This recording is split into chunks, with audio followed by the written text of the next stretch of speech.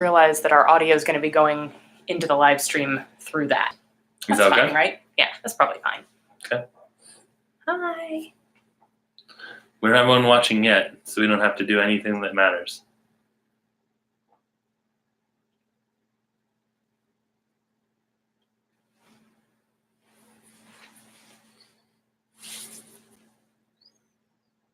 Feels weird twiddling my thumbs with them up high enough to show up on the camera, but if I put them down here, you can't see them. You can kind of see them twiddle. There we go.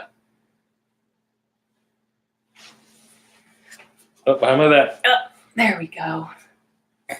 The most comfortable of twiddling. Yes.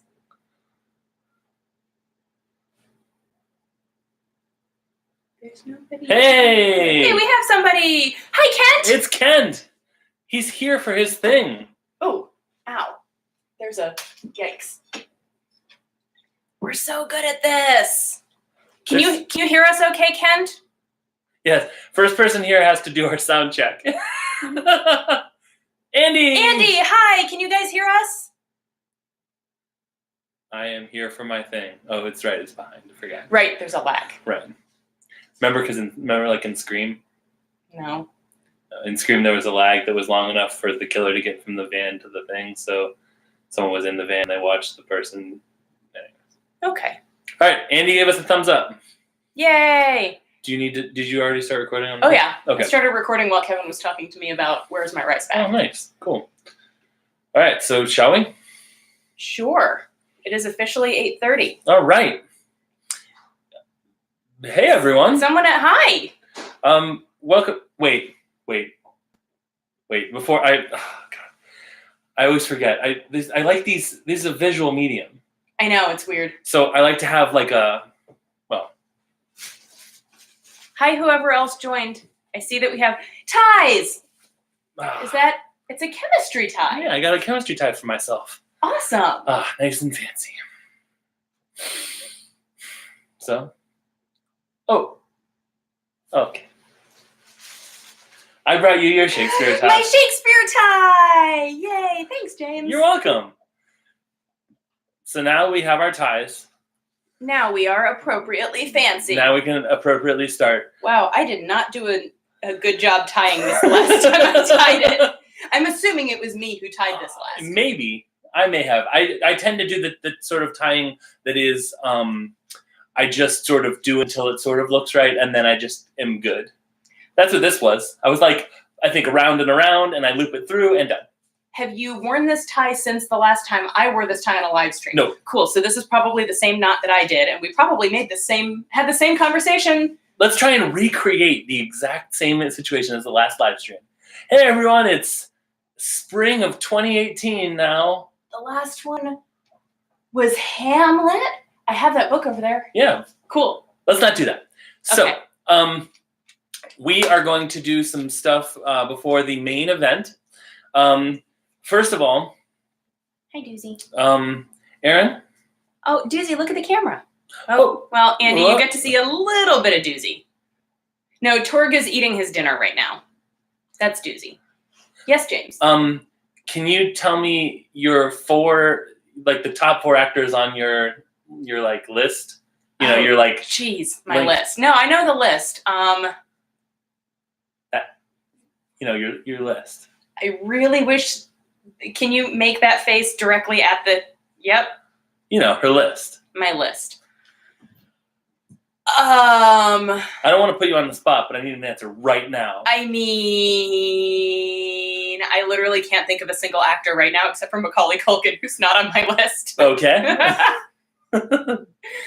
And I'm only thinking of him because of the Muppet Man poster over there. Okay, well... Who's hot? Idris Elba, Taye Diggs. I mean, they're both on the list, but I don't know if they're top. See, asking... All right, why don't you think about it, and I'll move on to the next thing, and we'll come back. Okay. So, there's this new movie out called Spider-Man Into the Spider-Verse. Okay. Which I haven't seen, but I'm hearing great things about. It's an animated movie. We're seeing my kids and my brother-in-law and I are seeing it on the 30th of December. Okay. I'm hearing great things about it. And basically, from what I gather, the premise is, what if all the universes of Spider-Mans were all together? How do you pluralize Spider-Man? Is it Spider-Mans or Spider-Men? Spider's Man. Spider's Man. I like that. I guess Spider-Man. But so all of the universes of people who have been Spider-Man come together. Oh, like that Doctor Who thing. A little like that Doctor Who thing. Yeah. That I'm now drawing a complete... The Gathering of the Doctors. The Gathering of the Juggalos. Sorry. No. Magic the Gathering. It is more accurate. Andy says it's very good. I'm assuming he's talking about this stream. Thanks, Andy. Thanks, Andy. So I thought that it would be fun to come up with other things in the style of Into the Spider-Verse of stuff that we like. And I had 4 ideas. Okay. The first one, we watched several versions of Carrie. Yeah, we did. I would like to see a movie called Into the Carrieverse. Okay. Where all of the people that had portrayed Carrie find themselves in one universe and they have to defeat Randall Flagg. As Carrie? Yeah. They're all Carrie. They're all Carrie. Yeah. Okay. But they have to come together to defeat Randall Flagg. Okay. And then they're all like, oh, and then that one is like, oh. I mean, I feel like they could do it though. Yeah, I think so too. Honestly, I feel like Sissy Spacek could take out Randall Flagg by herself just by pretending she has powers. Exactly. Same. I agree with that. That woman's an acting beast. Yes, absolutely. The next one is Taylor Swift from the "Look What You Made Me Do" video. Okay. all of the that various... already happened. I know, in the "Look What You Made Me Do" video. But they would be in a movie where they'd fight something. Like Randall Flagg. Like Randall Flagg. Yes. Was that not the way you intended it? No, but I love it. And then I had Peter Pan, who's been portrayed by a number of people like Robin Williams and Mary Martin and whoever did the voice of the Disney one. And I thought of Robin Hood today, but I forgot to write it down. Everyone who's ever played Peter Pan in a community theater production. Yeah. Surely they can defeat Randall Flagg just by sheer numbers alone. I mean, maybe. We'll have to see. Robin Hood, so you'd get Errol Flynn and Kevin Costner and that fox and Carrie Elwes. Uh-huh. And I'm here for it. I think someone recently played Robin Hood in a movie that I didn't see advertised, but I did see it at the theaters. I saw the poster for that, and I was like, they made another Robin Hood movie? Yeah. And then the last one I have for the holiday season, Santa Claus. Anyone who has portrayed Santa Claus in including in community theater productions. Indeed. Or in malls. In malls. Yeah. Or, whatever. And they all get together to defeat Randall Flagg. Yeah. Cool. Yeah. Got it. So that was my one thing. Have you come up with your list yet? I forgot I was supposed to be coming up with a list. Who is my... Nathan Fillion. Is number 1. Okay.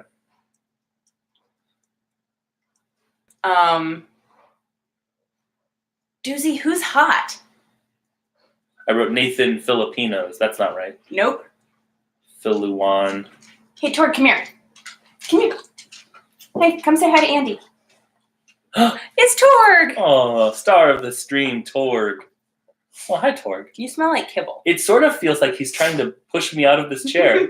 He probably is. I'm the co-host now. No, don't go. Okay, I guess go that way. Wow, you're just... Why don't you go lie down, buddy? Andy says hi. Kent says Dan Stevens is super hot. That was the Beast. I don't find him attractive. Like, I understand objectively that he is a good-looking man. Kent confirm that is the guy that played the Beast, and he was in Legion as well. But I don't know what that is. That's a show that I would never, ever subject you to. Okay. I like it fine, but So you've seen the thing going around about how the guy they cast as Jafar in the live action Aladdin is like just super hot. I've heard you say that on Twitter. So yes. No, it was in that group chat. Okay. It was in the group chat with New Matt and Paulette and Amity. Oh, right, okay. Okay, so the guy that they cast as Jafar is like wicked hot, and the whole internet, Kent says that is the guy. I based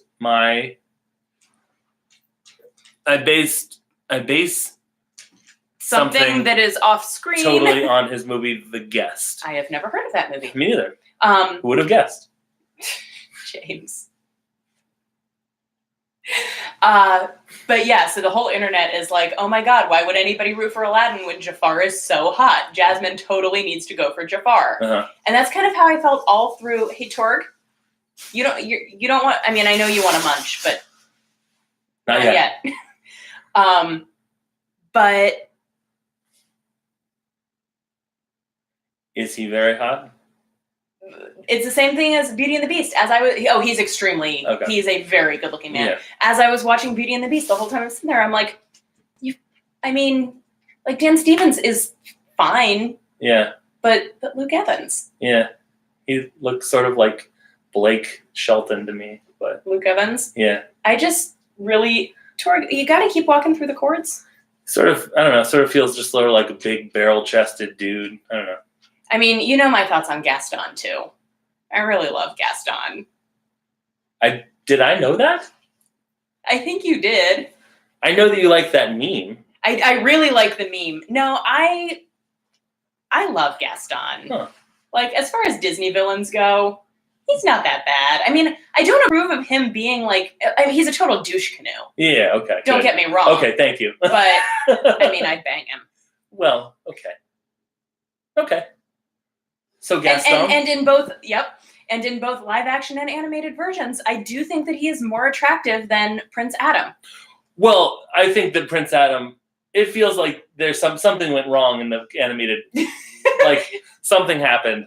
The nostril machine was calibrated wrong. Yeah, it can't be that. I feel like he should have looked much more like a beast. Hey, Torg, stop.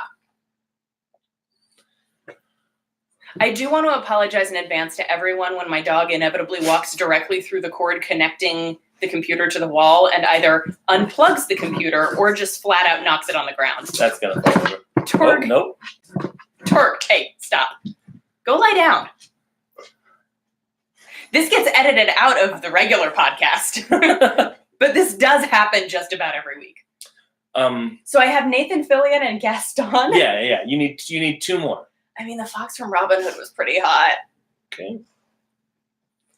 Fox. I feel like you shouldn't add that, but whatever. Okay, and I'm looking for a fourth. I know. Shall we move on to our next segment and you come up with a fourth in a second? No, I can do it. Don't force it. Who else is hot? Doozy, can you look up? There's Doozy. Good boy. Andy probably wanted to see you. You don't make as much of an appearance on the show as Torg does. Oh. Andy said, as if on cue. Oh. I think that was when Doozy jumped down when you were telling Tor to go lie down. Yes. Yeah. Yes. Bill Pullman. Okay. Oh, hey, can I take out Robin Hood the Fox and add in Jeff Goldblum instead? Sure. Thanks.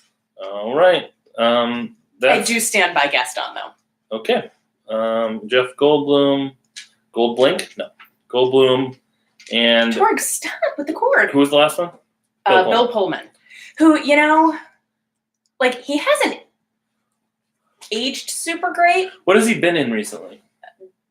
Independence Day? I think so. Okay. The most recent Independence Day I think he was maybe in. I don't know. I didn't see it. ID42?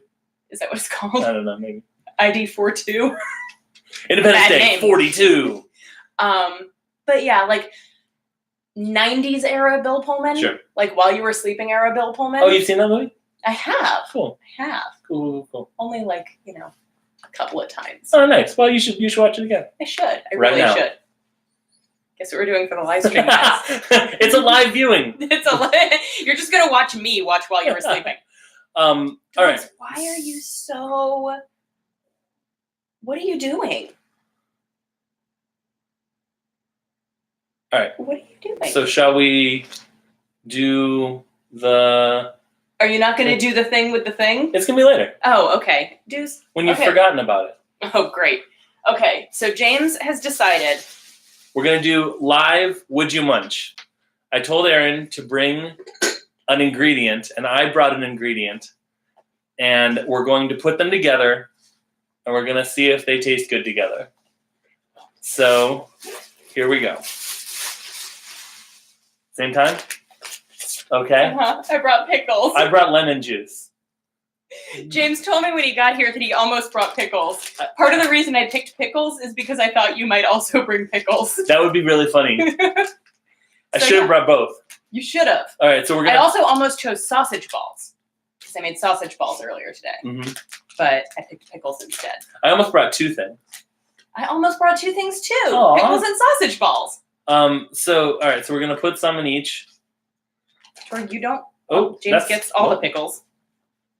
Thank you. All right, and I'm going to liberally. We're gonna try to eat far away from the microphones because I don't think anybody, including future me, wants to listen to us chew. Do you think that this has a? Yeah, it does. I think this is not really going to taste all that different from regular just pickles. I don't want to get lemon juice on me. Oh, I think I need like a thing. Do you have like a sharp thing? Probably. Maybe somewhere.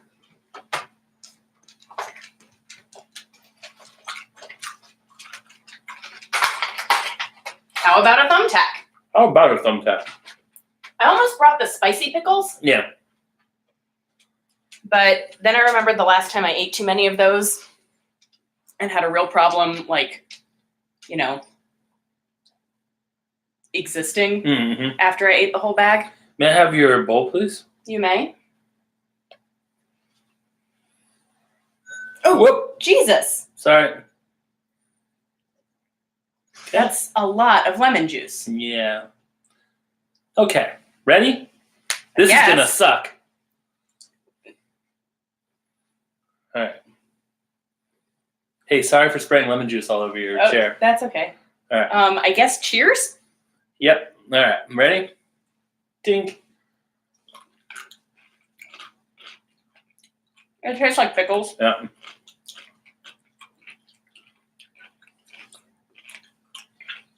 I think the lemon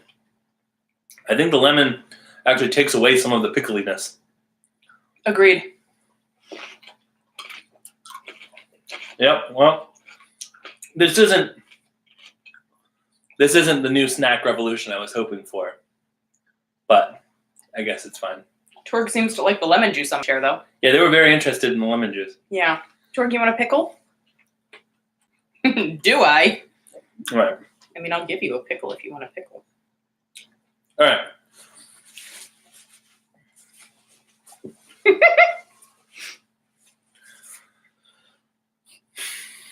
Gotta eat it.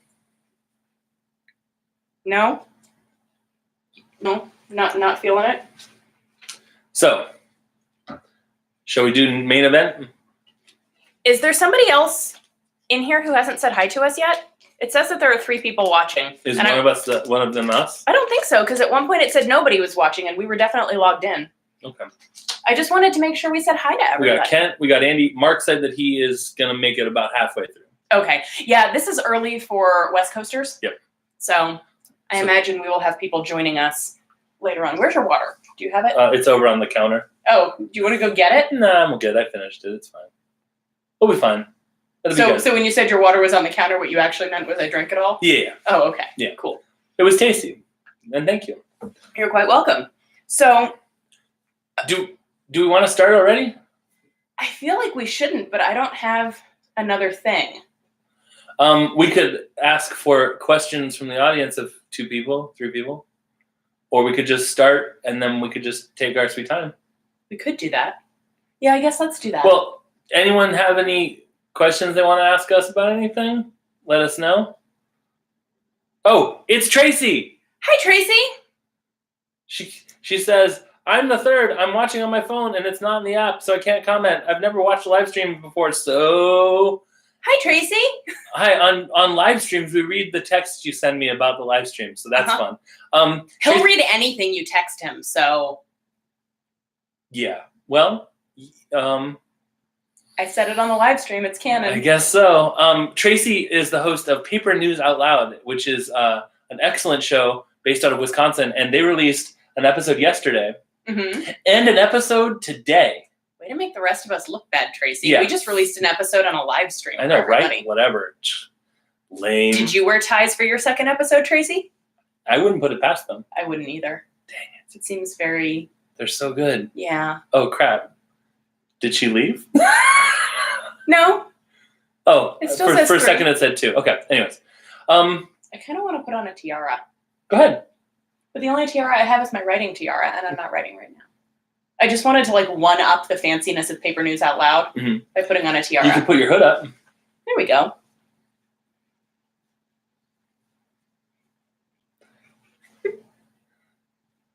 Yo, if you had one opportunity to live stream, Word.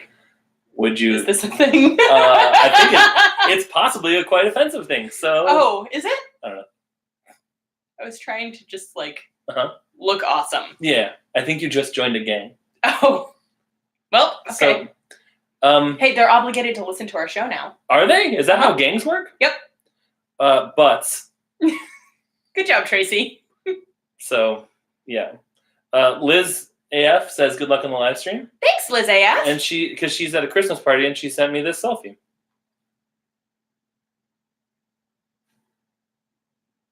Riveting. It is. This is riveting radio. I'm overheated. Liz, you look so cute. Yeah, totally. You should show it to everybody. They can't see. That didn't work. Okay, just trust us. She looks super cute. Yeah. So I hope that she watches this later. If she doesn't, she'll at least hear the audio. Yeah, exactly. All right. So I covered the butts, right? You did. Cool. You covered the butts. All right, good. You definitely said butts. Yeah. I'm not going to forget about the list thing. Yes, you are. No, I'm not. Yep. Oh, Andy says, Liz, you look good. Aw. Aw. So it did work. Maybe. Or at least enough that he could tell that there was a person who probably looks good in that picture. Or Andy's so nice. Andy is so nice. Aw, Andy. Should we get to our main event? I guess so. So, the last time we did a live stream, Yeah. we read a Choosable Path adventure. Correct. It was not a Choose Your Own Adventure branded book. Right. It was, that's going to sound great on the waveform. It was a Choosable Path adventure by Ryan North called To Be or Not to Be, based on Hamlet. Right. We've already done both of the Choosable Path adventures from Ryan North. Correct. And he has written another book called How to Invent Everything that we did debate reading for the live stream, but we didn't think that it would be as interactive. Yeah, it's definitely more of a, let's say you find yourself way back in time, how would you invent alcohol? How would you make alcohol from your surroundings? It's more of like kind of like a My Side of the Mountain, but for time travelers. Yes, exactly. How would you rebuild? What steps would you take to rebuild society? Exactly. So I found another book. It is not a Choosable Path adventure. It is an interactive romance novel called My Lady's Choosing. Ooh. Now, I have not opened this. Uh-huh. So this could be just tons of fades to black, a little bit of smooching, nothing beyond that. Or this could be straight up erotica. I don't know. Before we open it, let's talk about hopes and dreams. I mean, I'm hoping for straight up just filthy, dirty porn. Okay, cool. But it is What? You are the For kids. You are the No. You are the plucky but penniless heroine in the center of a 19th century society. God, I always say that I am. The courtship season has begun and your future is at hand. Oh man, it's that season already? It's that season already. So I'm guessing it's not going to be straight up filth just because of societal norms. Okay. I mean, it might be filthy by 19th century standards. Okay. But I'm guessing that it's not going to be like, the dark web levels of porn. Okay. Well, Are you reaching for... what if we... Are you going to squirt the lemon juice at me every time? Oh God, no. You reached for it with a look on your face like you were going to do something nefarious. I'm like, are you going to squirt the lemon juice at me every time I why are you doing that? He's squeezing lemon juice directly into his mouth. Why are you doing that? That just tastes like lemonade. Lame. All right. I just want to see. Okay. I'm kind of wishing I had brought M&Ms, which was another choice that Lemon M's? Lemon M's. Aw. Crispy lemon M's. Ooh. They wouldn't have been crispy for very long because lemon juice makes things soggy. That's true. I think we should exercise an option that if it feels like something is tamer than it could be, then we we can spice it up. Spice Channel it up. Okay. Spice World it up. I mean, I guess that's the other Spice option. Girls it up. I mean, That's when the Spice Girls just show up hey, what for a private concert. We're British and women. It's a spot-on impression of Thanks. all of them at once. Yeah, they speak in unison on the same pitch that they sound like one person. They are Legion. They sound like an American dude doing a British accent. It's really weird. It's people of all, that was like their constant reviews where they sound like an American dude doing a British accent. All right, so I have Post-its at hand. Okay. Should we decide to go back and cover anything else? Every page, every book. We're in this for the long haul. Yes, this is until we finish it. This is our finish it fan cast. Hopefully Chris and Matt see this at some. Well, they'll hear the audio. That's true. Eventually. Probably in like February. Right? Maybe March. Hey, for like a romance sort of thing. There we go. Aww. Yeah. I was thinking just because after January and December and November and October, we're going to want a break. Yeah. So we could like take a week off in February. Yeah, exactly. That'd be nice. Yeah. I mean, we won't get to hang out or anything. Right. We're only allowed to hang out if we're recording. Yeah, that's true. It's in the friendship contract. Mm-hmm. What, you don't have a friendship contract? Halt! The course of true love never did run straight, and neither does this book. Oh. Do not submit yourself to woe and confusion by turning the pages in numerical order. Whoa. Skimming to a different section or letting your eye linger too long on the entry next to your intended destination could have the same result as committing a similar act of impropriety while at a ball. Scandal! Heartbreak! Utter ruin! So they're not making me not want to do that. In other words, no cheating. Mm-hmm. Torg, stop aggressively licking yourself. He's just... Okay. Instead, begin your romantic journey on page 1 and follow the instructions at the bottom of each page. These choices will guide you from the sweeping highlands of rugged Scotland. Oh shit, we're going to have to do accents, aren't we? I apologize in advance to everyone. We're going to have to do them. To the mysterious moors of foggy Yorkshire, to the exotic plains of sand-swept Egypt. I don't know what an Egyptian accent sounds like. Just a British accent? Okay. But it sounds like we're going with the Hollywood standard. Yeah, you've just been among sand. Oh, okay, so a little gravelly. Pardon me, I've just been among sand. Okay, cool. Pip, pip, Charles Dickens. Every decision has the potential to bring you everlasting happiness or deepest despair. That's true about life too, kids. So select with care. Yeah. My goal for this book is to get to page 69. Nice. Choose wisely, and you could end up the talk of the ton. Is it ton or ton? Okay, so Regency-era romance novels frequently refer to the ton, T-O-N, which is like the town society, like Bremerton? I guess, but I don't know if it's pronounced ton or ton. I would say ton. Ton. Yeah, like without the O, just ton. Yeah, like Tennessee. Ton. Say Tennessee instead. Does that mean we get to do Tennessee accents? Y'all, Cool. Okay. Wrapped in the embrace of an exciting, eternally faithful, extremely becoming mate of superior charm and devotion. Choose poorly, and you may end up destitute and begging for scraps in the slimiest slums of London. Truly, in matters of love, anything is possible. Now on with you. Your romantic fate awaits. No pressure. Just a little. Ooh, we have a dramatis persona. Ooh. Personae? I'm doing great with pronunciation tonight. Yeah. Oh, hold on. Somebody said something. Ken said nice. Oh, nice. Yes. Sorry, I can't read it from here. I gotcha. It's so far away. I gotcha. Okay. I can see it. Okay. My eyes are like eagles. Mine are not. Mine are like eyes that are not great ones, even with my glasses on. Eagle eyes. Is that the sound eagles make? Yeah. Cool. Shall we read the dramatis personae? Yes. Would you like to? Yes. There's pictures, too. You are you. Oh, good. That's the easiest thing in the world. The plucky, penniless, Regency-era London version. Okay. Make that change. Noted. Okay. Okay. As a lass of 8 and 20.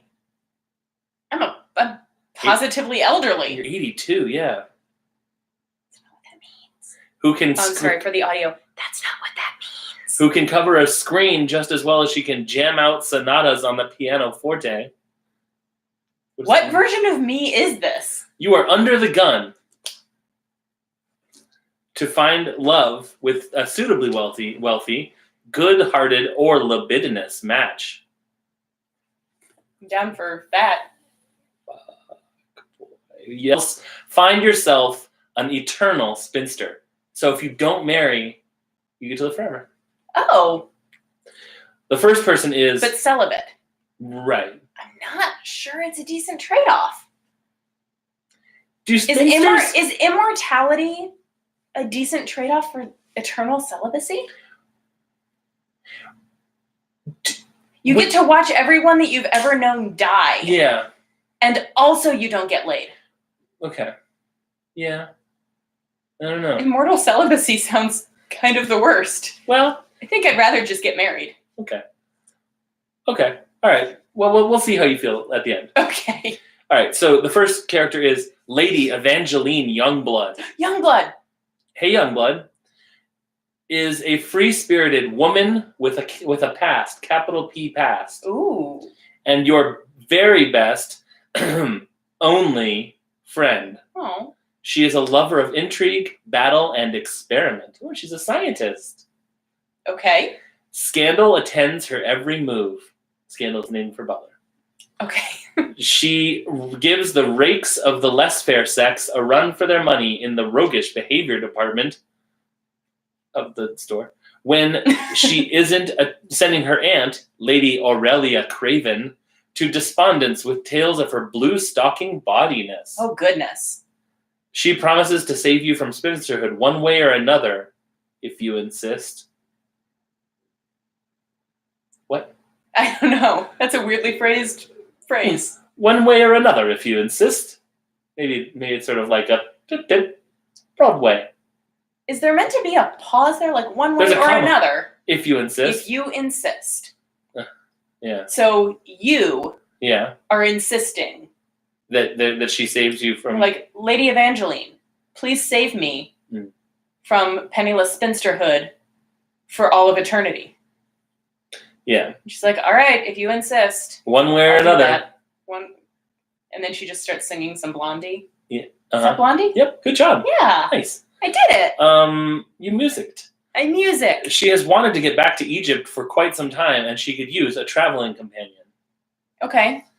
Sounds pretty spicy. Sir Benedict Granville. Oh, sorry. She looks like... I'll show you at the end. Yeah. Sir Benedict Granville is a well-off relation of Lady Craven. He is pretty witty. Okay. And earns 10,000 a year. No units there, that's fine. Banter is this baronet's weapon of choice in the war waged between London's marriage-hungry society mamas and... That would be the actual mothers of the marriageable young ladies. Yeah. It's probably London society mamas. Oh, okay. Mamas. Gross. And eligible young bachelors. So they're fighting a war, like in Twilight. Okay. Too clever by half for most of the half-wits he interacts with. He's just normal smart. Okay. Sir Granville meets his match when you deign to engage him in a battle of wits and base desires. Ooh. Want to hear that bass? Boom, boom, boom, boom, boom, boom, boom, boom. Oh, no treble. It's bass, yeah. No treble, yeah. Yeah. No, that's true. The next person is Captain Angus McTaggart. Really thought you were going to say Angus MacDonald, and I got so excited. No, he's not a captain yet. Not yet. Is a rugged Scotsman with a chip on his shoulder and a heart of gold. He was saving that for later. Yeah. He has a heart of gold. Okay. I don't know how maybe it's like a transplant. Yeah. Not a man for society's frivolities, he spends his days caring for the orphans and widows of recent wars. Maybe the wars between the society mamas and the young bachelors. They leave a lot Okay. of orphans because, like, if the mamas are killed Right. and if the young bachelors are killed, then no one mourns them. Yep. Continue reading for 1 second. Although a finely muscled ginger with a passion as fiery as his hair, gross, Mac, as you know him, Big Mac, no, is more concerned. Hi, David. Hi, David. Is more concerned with doing good works than doing others. Oh. Do you think that that's supposed to mean doing good works than doing other kinds of works, or like boning? I think boning. Okay. Still, This is a romance novel. Right. We have to stay on brand. Still, his honorable soldier's body courses with the awesome power of the Highland moors from which he hails. And the love of an honest woman could give both Mac and that lass the ride of their lives. That's definitely talking about boning. Oh, okay. Yeah. All right, cool. Do you think that the awesome power of the Highland moors is His also... penis? Mm-hmm. I was thinking about... Yeah, okay. Lord Garraway Craven is so mad and bad that word round the ton is even Lord Byron finds knowing him to be dangerous. Okay. So that's like a humble brag. Yes. Like, I know Lord Byron, and also he thinks I'm too dangerous. Sorry. That was a gross noise. Sorry. Prone to rages and prolonged unexplained absences, he sounds like a winner. Uh-huh. And no shortage of shirts worn open to reveal his rippling muscles. Cool. Lady Craven's son. Oh. I was wondering why they kept talking about this dude. I assumed it was Lady Aurelia's husband, but no. No. This would be... Okay, what... Lady Aurelia was what relation to Lady Evangeline? Evangeline Youngblood is her niece, so they're cousins. Okay, cool. Okay. Cousins.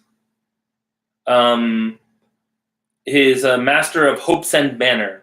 Could he also be master of your heart? I mean, he could be. He sounds pretty hot. Brutish and brooding and breeding. It doesn't say that. No, it doesn't. Okay. Lord Craven is a wild beast who cannot be tamed, but perhaps so are you. Because it's an ellipsis. Oh. You. Oh, so you're a ghost. Yeah. Cool. The narrator's a ghost. Okay. That's the subtext. So, hold on. All right, so that. There's them, and then there's them. It's basically like a time-lapse photo of the dissolution of some man's sanity. So. Yeah, it's like, Dorian Gray? Yeah. It's his sanity's picture. Yeah, someone. There are rats in the attic. Yeah. All right, here we go. Let's bang some dudes. Live stream. Banging some dudes. The live stream. I'm so glad to be doing this with you, best friend. Let's do it. This isn't at all awkward. Ooh. Nice. Ties. I have to accent. Oh, I'm going to just apologize in advance to everyone. My accents are terrible. Just do what I did on Kids on Bikes. What Aaron's about to read, imagine in a flawless accent. Go ahead. When did you do that on Kids on Bikes? Bike Locked episode. Mike's Bikes. Mike had a perfect Boston accent. Oh, right. Yeah. I forgot. That was a long time ago. Yeah. That was like September. Yeah. I don't remember if... I was going to say what I had for lunch today, but I don't remember if I had lunch today. Oh, I think nice. I might have taken a nap instead. Fair. You ate sleep. What did I eat for lunch? Oh, I ate all the sausage balls that wouldn't fit in the container. Nice. Mm-hmm. Yep. Let's just read. Move that leg, girl! The Dowager Lady Craven hisses as she prods you with her cane. The two of you are sitting in the back of her rather shabby carriage, on the way to your first social event since you started working as her lady's companion more than a year ago. Sadly, this behavior is far from extraordinary, so you merely sigh and squeeze yourself into an even tinier part of the seat. At this point, one more prod and you would be making love to the carriage door. I mean... Is this a choice? No. Dang it! Such a miserable occasion.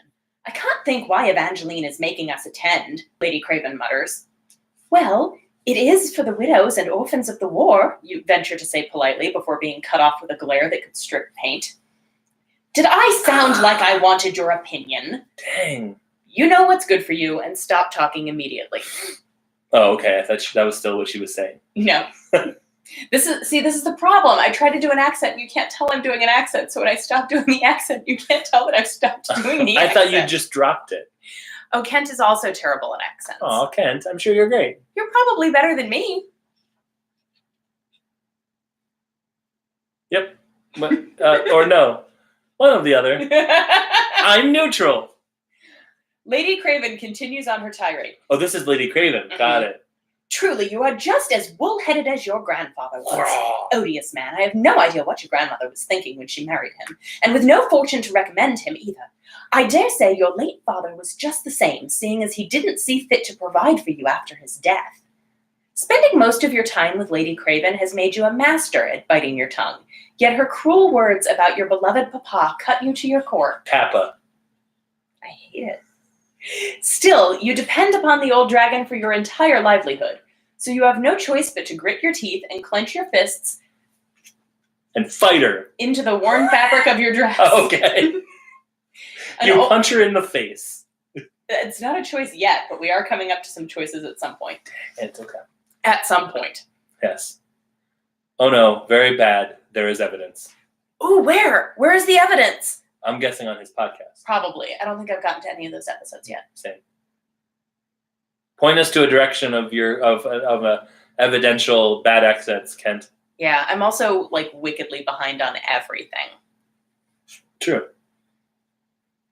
An old cast-off from Lady Craven, the frock is at least 20 years out of date, and you are highly suspect that she chose it for you because the mustard yellow color clashes horribly with your complexion. Aw. If it wasn't for the affection I still hold for your late mother, I should have cast you out into the street. And what would you have done then, eh? Is this a choice? You brood silently, Oh, okay. yet demurely. Oh, okay. Wait, hold on. Let me try that. Did I do it? No, Okay. I don't think so. Okay. Probably try to find yourself a protector, no doubt, she continues, just as you have shamelessly set your cap on Sir Charles Burleigh. I'm sorry, let me take that whole sentence again. Just as you have shamelessly set your cap at Sir Charles Burleigh Fanshawe. That's Burleigh Fanshawe with a hyphen. What does set your cap mean? You threw your hat at him? Uh-huh. Okay. He's like, God, this hat's huge. And your hat had like a note on it that said "want a bone?" What's question that? mark. You up? Check yes or no. Yeah. DTF question mark. you slid into his DMs, which is his Dorset manor. Uh-huh. Though I doubt anyone would want to have anything to do with such a silly little chit. Your fists. I'm sorry, what was it? Silly little chit. Okay. Did you Piece think of it said chit. Shit? A silly little shit. Nope. Chit. Which basically, It's the same thing, yeah. Your fists grip even tighter around the fabric of your skirts. The repellent Sir Charles is old enough to be your grandpapa, and has indeed been sniffing around your person, looking no doubt for a pretty, compliant, and much younger bride. That was him sniffing around your person. Gross. Still, would life in a loveless marriage be any worse than the one that you live now? The carriage arrives at your destination, and you are shaken from your gloomy thoughts, if only for a moment. Whoa. Perhaps tonight will be the night when everything changes? Do you? You do you. Accompany your tyrannical employer to the fundraising ball for the Society for the Protection of Widows and Orphans of the War. What's that acronym? Do you want all of the letters? Give me the letters, yeah.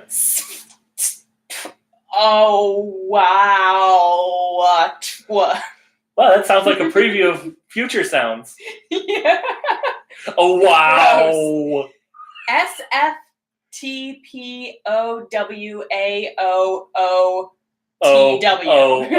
The O's are getting bigger. Weird. The company may be atrocious, but balls are fun.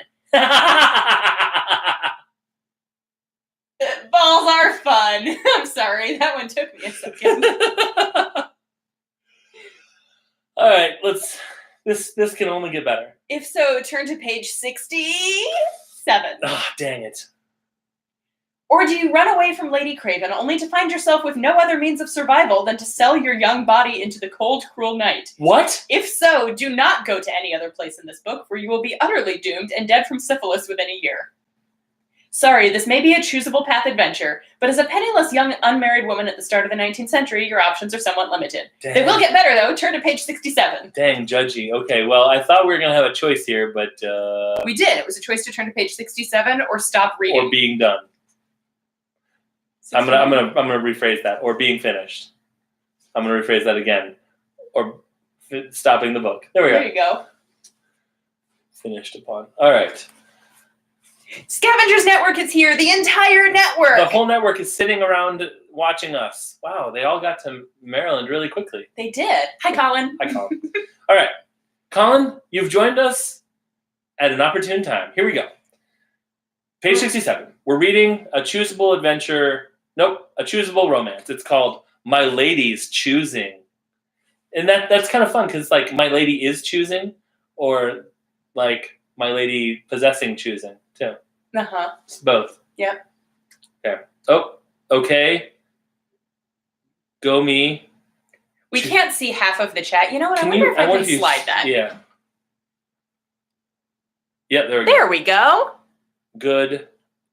Hit me. Okay, and then Choose your own romance. Exactly. All right, here we go. Lady Craven hobbles up the steps of the exquisite London manse belonging to Lady Evangeline Youngblood, her niece. An extremely rich widow, Lady Evangeline is patroness of the Society for the Protection of Widows and Orphans of the War. Wow. A position that does a great deal to quell the unkind whispers about her scandalous behavior. Ooh.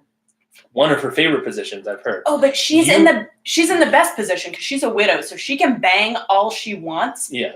Because she's not going to be ruined. Right. Honestly, in Regency society, having a dead husband is basically the best that a woman could hope for. Nice. All right. You have met Lady Evangeline only a few times and were intimidated by her beauty and elegance. Still, you cannot help but like her.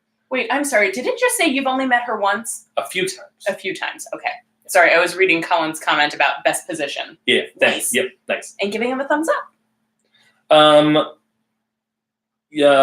She is warm, witty, and one of the few people who can get Lady Craven to behave herself. Whoosh, as the old witch relies on her for the occasional handout. It is for this reason that you are relieved when she swoops in almost immediately, settles Lady Craven upon a chair, and leads you by the arm around the ballroom. I must say, I'm impressed. What the hell is wrong? Is Lady Evangeline a werewolf or Batman? Yeah, Lady Evangeline, she swooped in. She's Batman. I must say, I'm impressed. God, I hate it. I hate it so much. I must say, I'm impressed. Picture again, flawless English accent that is appropriate for the time and class and location of Lady Evangeline Youngblood. I at least tried. And I didn't. Hi, James. Hi. Whispers Lady Evangeline, her sapphire eyes flashing with humor and sympathy as you make your escape. Hold on, I'm going to try to make my eyes flash with both humor and sympathy. Jesus. Please never look at anybody like that ever again. All right. It's bad. All right. They flashed it. All right.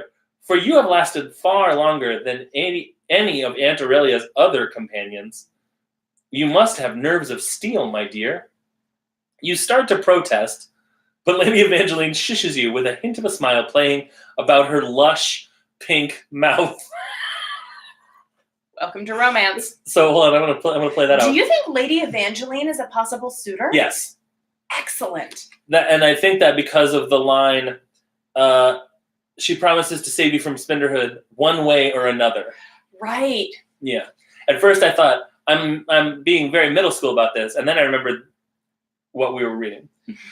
So you start to protest. You're like, hey, I don't have nerves. And she's like, shh, shh.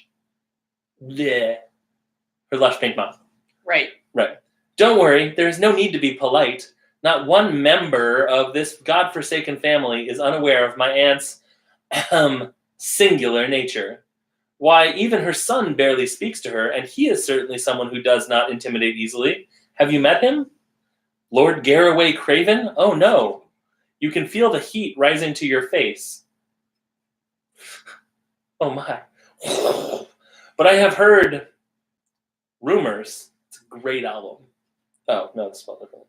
He was an associate of Lord Well, that's the English release. Uh-huh. Actually, funnily enough, this is spelled like the American, Oh. and the album is spelled like the British. Oh. Well, I think it's spelled like the British. I always spell it like the British. Anyways, he was an associate of Lord Byron, was he not?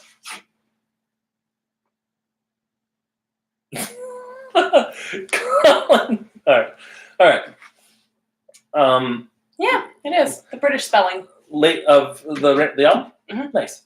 Lady Evangeline sniffs her delicate nose and tosses her elegant head. Her artfully arranged curls glimmer golden in the light of the. We cannot set a precedent for acting out what is being read. No, we can't. It stops at glimmer golden because I'm a brunette. But you have kind of.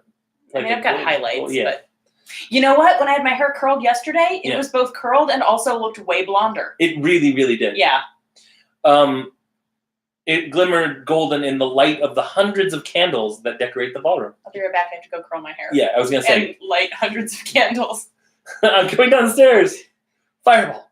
Ah, yes. Garraway certainly was for a time, but that was before he managed to scare off Byron with his antics. She has tuberculosis. That's why she keeps coughing. Is antics a euphemism for penis? I think it's like fucking. He was fucking. So yes. Yeah. But like it wasn't the penis so much as where the penis was. What he was doing the with activities the penis was getting up to. Sure. Art. Water polo. Ow.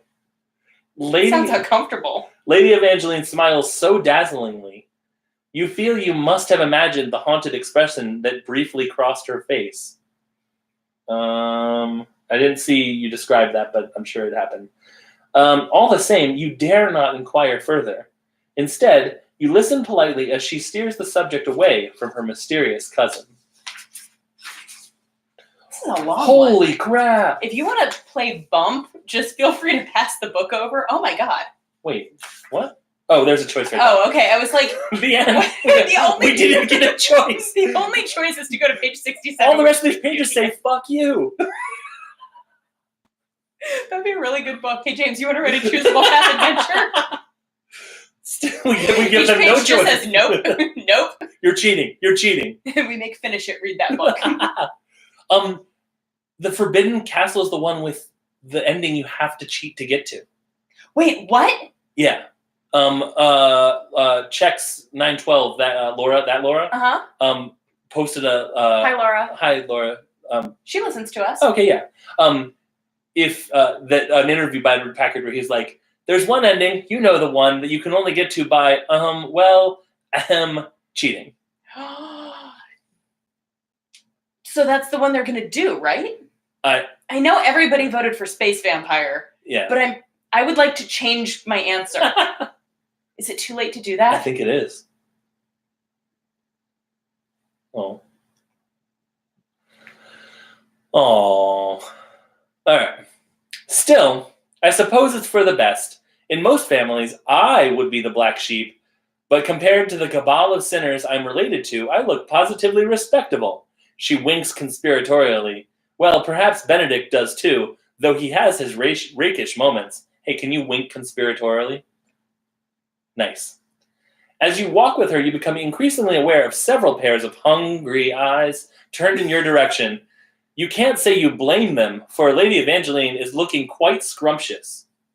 Nope, even more exquisite than usual this evening, with her blue silk dress, the exact shade of her eyes, cut daringly low and clinging to every curve. Daringly low. So, like, instead of having the collar up to here, it's like you can see part of her larynx. Oh my god. You feel the heat rising. You look down at your shabby gown and feel even plainer and dowdier by comparison. The only fine thing you own is a simple gold bracelet, a gift from your mother before she died. What an odd thing to mention. Yep. Looks just like this. that. It looks like telephone wire, which is weird because it hasn't been invented yet. Oh.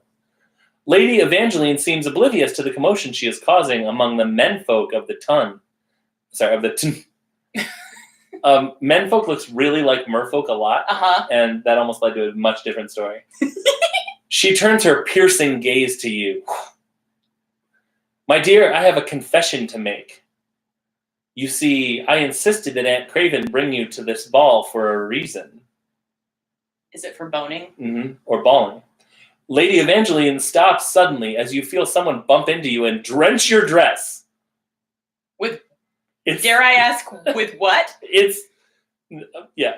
You look down Please say punch. And see a red river of wine spreading across your ugly yellow frock. And you're like, frock! Mm-hmm. Oh, dash it. But with a completely appropriate British accent. Right, exactly. Oh, dash it. I'm so terribly sorry, says a short and nervous-looking young man. I do hope it isn't ruined. I do hope it is. It's a hideous dress. He looks so frightened and is so bumbling that you take pity on him. Oh, I assure you that with this dress, that would be quite impossible, you tell him kindly. Nigel Frickley, you clever dear, exclaims Lady Evangeline. I was looking for an excuse to disrobe this lovely young lady. Well, so I'm getting some subtle hints. Remember at the beginning when I said, I don't know if this is going to be a bunch of fades to black or just like straight up porn? Yeah. What are your thoughts right now? I'm leaning the latter. I'm not sure yet. We'll see. She rips off your dress and Nigel... Oh, wow. Yep. Okay. It's just... No. Nigel... That's correct. Nigel blushes even more crimson than the wine now staining your dress. He stammers before Lady Evangeline cuts him off. She kills him. No. You see, the rags my Aunt Craven has passed off on this poor young thing are simply hideous and ought to be replaced at once. Truly, you have performed a public service. Can't I also agree that my headcanon for this book is that all the men are merfolk? Yeah. Only the men, though. It's like a reverse Little Mermaid thing. You look around the ballroom and you feel like something feels a little fishy. Uh-huh. And with that, she leads you out of the ballroom. You really have no choice but to accompany her. Great book so far, Choose Your Own Romance. Ruined dress aside, Lady Evangeline is not the sort of woman to whom one says no. Lady Evangeline needs to learn about consent. It's very important. But not about direct objects. Because to whom? Once you arrive in her chambers, she's a judge? she hands you something blue-green and silky. This is the skin of one of the merfolk downstairs. Oh, Jesus. I think you will look ravishing in this, she promises. She speculates before helping you out of your old gown. She pulls you into the expensive-looking... Who wrote this? Some women? Yep. Okay. I can't remember their names. Kitty and Larissa. Hi, Kitty and Larissa. She pulls you into the expensive-looking garment and helps you with the many buttons on the back as she continues her conversation. Forgive me for being forward, but I do feel that you are unhappy in your current position. Yeah. You say nothing but turn your head toward her and nod in silent misery. Just like Eeyore. She meets your gaze and continues with genuine sympathy filling her cultured tones. So I must know, have you made any inquiries of other means of employment or received any offers? I have heard that Lord Craven was looking for a governess for his young son, you venture shyly, thinking of the envelope he had recently sent the dragon, asking if she knew any prospective governesses she could send to him in Ravenscar. Exposition. You immediately regret broaching the matter when you see the horror in Lady Evangeline's expression. Oh, heavens, no! I would sooner throw an infant to wolves than send an innocent young woman to work for Cousin Garraway, so maybe not her as the governess. Maybe not, but Cousin Garraway was our final suitor. Yeah. That sounds like a Jane Eyre situation. Disheveled dude, right? Yes. Yeah. Lady Evangeline shudders ever so slightly. Well, let us hope we do not become so desperate for you that you have to resort to that. Anything else? Sir Charles Burleigh Fanshawe has been coming to call, and I think perhaps he may. Lady Evangeline gasps. Oh my dear, he is ancient. I fancy you. Oh no, I fancy you could do much better than him. No, you were right the first time. I fancy you. Period. I'm afraid not, my lady, you say quietly. You see, I have been left without a dowry, nor any means of supporting myself after my dear papa was lost at sea, and Lady Evangeline finishes, buttoning your dress and spins you to face the mirror. She likes hearing down on your luck dowry stories a lot. I mean, everyone has a thing. Yep. That may well be, but on the other hand, just look. You look. The dress, cut demurely enough for a young unmarried lady such as yourself, yet somehow suggestive in the way it clings to your body, has utterly transformed you. Utterly. Utterly.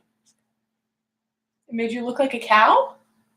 You It's the opposite of what you're going for, Evangeline. Or is it? Cattle was very, very... She didn't have a dowry. Yeah. Now she is the dowry. Yeah. She's her own dowry. Looking for someone to milk her. You see, my dear, I believe you can do much better than purgatory with Aunt Aurelia.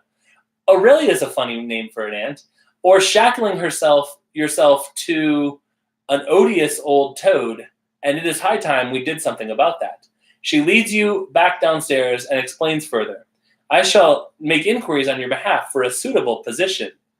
I'm sure there will be other offers for a charming young lady such as yourself. In the meantime, I suggest you have some fun with a few eligible gentlemen. Lady Evangeline raises an eyebrow suggestively. Oh, really? You only just managed to stifle the unladylike giggle that bubbles up.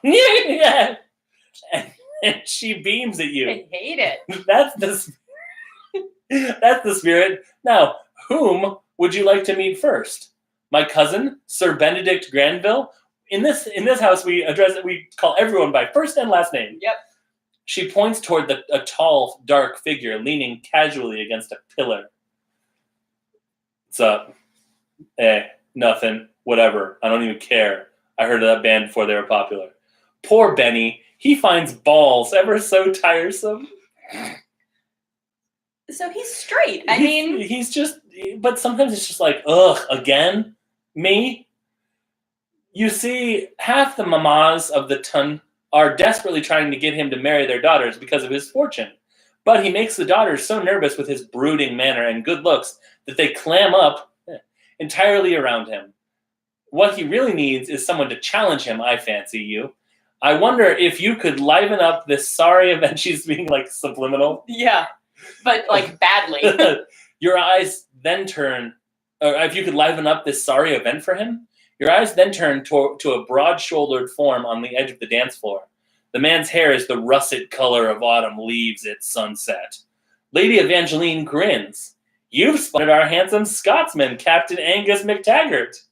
He was frightfully brave at Waterloo, but now he works for the Society for the Protection of Widows and Orphans at War. Spew. Spow. Spow? Spow. I was making a Harry Potter reference. Yeah. Spow. Yeah. It's like ShamWow. Uh-huh. The Society for ShamWow. It's like, wow. He is Gross. A wonder at raising money. No one can say no to a war hero, especially with a face like that. But he's the consent here, Lady Evangeline is needing a lot of education, I feel like. Mm-hmm. But, she's a widow. It's okay. But but he's an even greater wonder at caring for orphans. Shall I make an introduction? And now we have a choice. Right? Yes, we have a choice.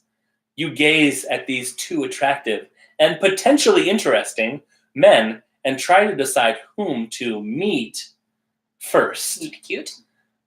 If you pick the handsome and nobly sardonic cousin of Lady Evangeline, turn to page 232. If you pick the dashing and caring Scot, turn to... That's not his name. That's just his race. Mm-hmm. Turn to page 35. Listeners? Viewers? So, the emo dude or the Scottish guy? The lag is where this kills. Yeah. And if you're watching Sardonic one says Kent. I'm just enjoying watching my ponytail swing. All right, and Colin agrees. Emo dude. Colin also said that it is getting horny on a Friday night on the UFO podcast live stream, and he linked to it. Thanks, Colin. Thanks, Colin. Thanks for the hosting. That's what people on live stream say sometimes. Oh, really? I guess so. I think that's what they say on Twitch, because I think you can basically be like, my channel is going to be this channel. Oh. But okay. Thanks for the link, Colin. All right, so we've got 2 votes for Emo Dude. We're going to do Emo Dude. Thank you for not making me do a Scottish accent. Yeah. Yet. You guys didn't think about that one, did you? There you go. Do we want to post-it note that... Well, not anymore. Oh, okay. It was 67. It was 67. Oh, wait, did that mean we read 69? No. We did.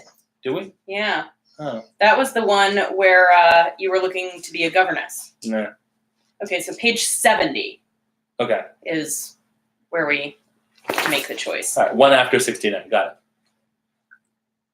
Yes. Yeah. So, hey, but we read page 69. We did it. Next up, 420. Yeah, blaze it. Nope. There's only 351 pages here. You come back around again. What's up, Torg? What do you need? Nothing? Change of scenery? Cool. Okay. All right. Cousin Benedict, may I introduce my young protege, trills Lady Evangeline. My dear, this is my cousin, Sir Benedict Granville. So. You dip your head and curtsy politely. The dark-haired figure returns a curt bow. Like Kurt. Mm-hmm. Like his name's Kurt. Mm-hmm. Like Kurt Cobain. But with a C. Oh, okay. Like Kurt Connors. The lizard from Spider-Man. And we've full circled. Yep. Hey, what's that thing with my list? With him. Uh-huh. It is a dance of politeness you have been accustomed to engaging in since childhood, and one you have performed 1,000 times before. You're bored. You really should not stumble, but when you look up and find yourself staring into the most intense silver-gray eyes you've ever seen, framed by heavy dark brows, a strong nose, and a face made entirely of dramatic angles. So you're looking at a Picasso? I punch stuff with my nose. Ow. Strong nose. You find yourself doing just that. Stumbling. Yep. Right. Sir Benedict raises one aristocratic brow. His black evening coat molds to his body like a second skin and does little to conceal the powerful form underneath. He's so gothic, You dude. detest him immediately. This dude is so gothic. Oh my god, posers, stop hating. All right. Lady Evangeline has spoken to you before of her fine cousin by way of warning. He is apparently frosty to the idea of marriage, and the prospect of settling down in general, though she hasn't explained why. No doubt he views women as out for gold and their own glory. Indeed, Lady Evangeline has recounted wearily the brusque manner the man takes in rejecting the many fine ladies who pursue him for his fortune, title, wit, and good looks. Ugh, lame. That was him rejecting people. No, yeah, Okay, I know, good, I love good. it. Okay. I love it. Still, as painful as it is to admit, you can hardly blame either Sir Benedict or his admirers for their stance. A man who can look as good and superior as he does swirling a champagne glass in a dimly lit corner of a ballroom deserves as much attention and defense as he can muster. Whatever. I'm just swirling. I know it says he's swirling a champagne glass, but I'm imagining like full-on baton twirl with Right. like He's a like- champagne flute. Like doing like devil sticks with Yeah. a champagne. Yeah. Uh-huh, yeah. Are you schooling her in the arts of heathen women, Vange? Sir Benedict. Vange. It's the worst nickname. Ugh. Couldn't have called her like Eva or Lena or Evangeline, her actual name. Yep. Vange is pretty bad. Vange is pretty bad. Sir Benedict Granville punctures your observational reverie with a weary glare towards his cousin and you. He flicks his gaze over your form with cool, practiced disinterest. You Okay. notice, however, that his eyes linger a moment too long on your own eyes Nice eyes. before he settles himself into a posture even more devil-may-care than his first. Whatever. Lady Evangeline claps her hands. Correct, dear cousin, she says. Now why don't you be a dear and take this lovely young lady for the next quadrille? He turns into a deer and gallops away. Neither you nor Sir Benedict can refuse the request without seeming rude. You turn to your new dance partner. So He sighs and takes your hand. whatever. God, fine, we'll dance, whatever. Quadrilles are so lame. Is Sir Benedict Romeo? Yeah. Okay. You are my aunt's companion, are you not? He asks as he leads you to the dance floor. I am, sir, you admit. The dance begins. Aunt Craven has been telling me how her companion has been setting her sights shamelessly on one Sir Charles Burleigh Fanshawe, he says as the dance steps take him back to you. Rather old for you, isn't he? Is he going across the room and like, my aunt says Well, it's like, Fanshawe. I mean, you've seen like movies that take place during this time where the dances are like, they're not like dances voguing. like we're accustomed to. Yeah, they're basically voguing. They're like voguing plus patty cake plus like square dance reels. Yes, it is exactly that. Rather old for you, isn't he? Or do you not care so long as his purse is full? Every suspicion you held about Sir Benedict has been confirmed. Insufferable man. But hot though. He looks great. He looks great. Lady Evangeline said the only thing sharper than the lines on his suit is his tongue. Still, it didn't prepare you for the sting, or the sweetness of a returned volley. He licks you. This is getting so weird. Ouch! Your sharp tongue!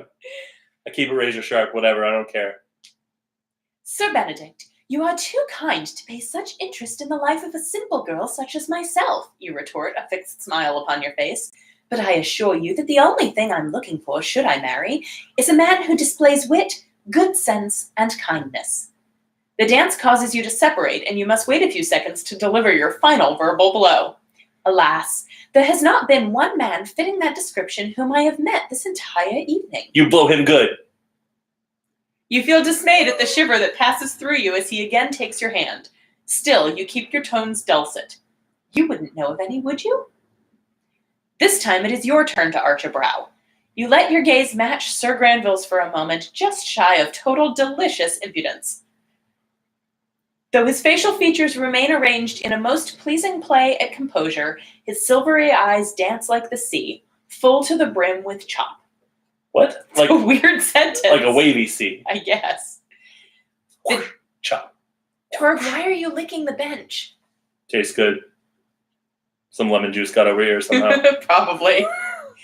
The dance has finished. You smile winningly, turn on your heel, and head back to Lady Evangeline. If you have still to meet Mac, turn to page 35. If you've already met Mac, proceed to page 126. Guess who gets to do a Scottish accent, guys? Ugh. If you send Jenny Mudge to watch Mac. 35? This one? Yes. I suppose that makes sense because it's... Just then, a woman runs past you in tears. Certainly, a lady fleeing a man's presence at a ball is understandable, if a bit unusual. However, the lady fleeing this certain man at this certain moment is close to you in years, but prettier, alas, dressed in finer clothes than you, double alas, and alas. No. And you suspect that her tears have more to do with the handsome gingerbread man in a military uniform she has just run from than any war, recent or otherwise. Now, lassie!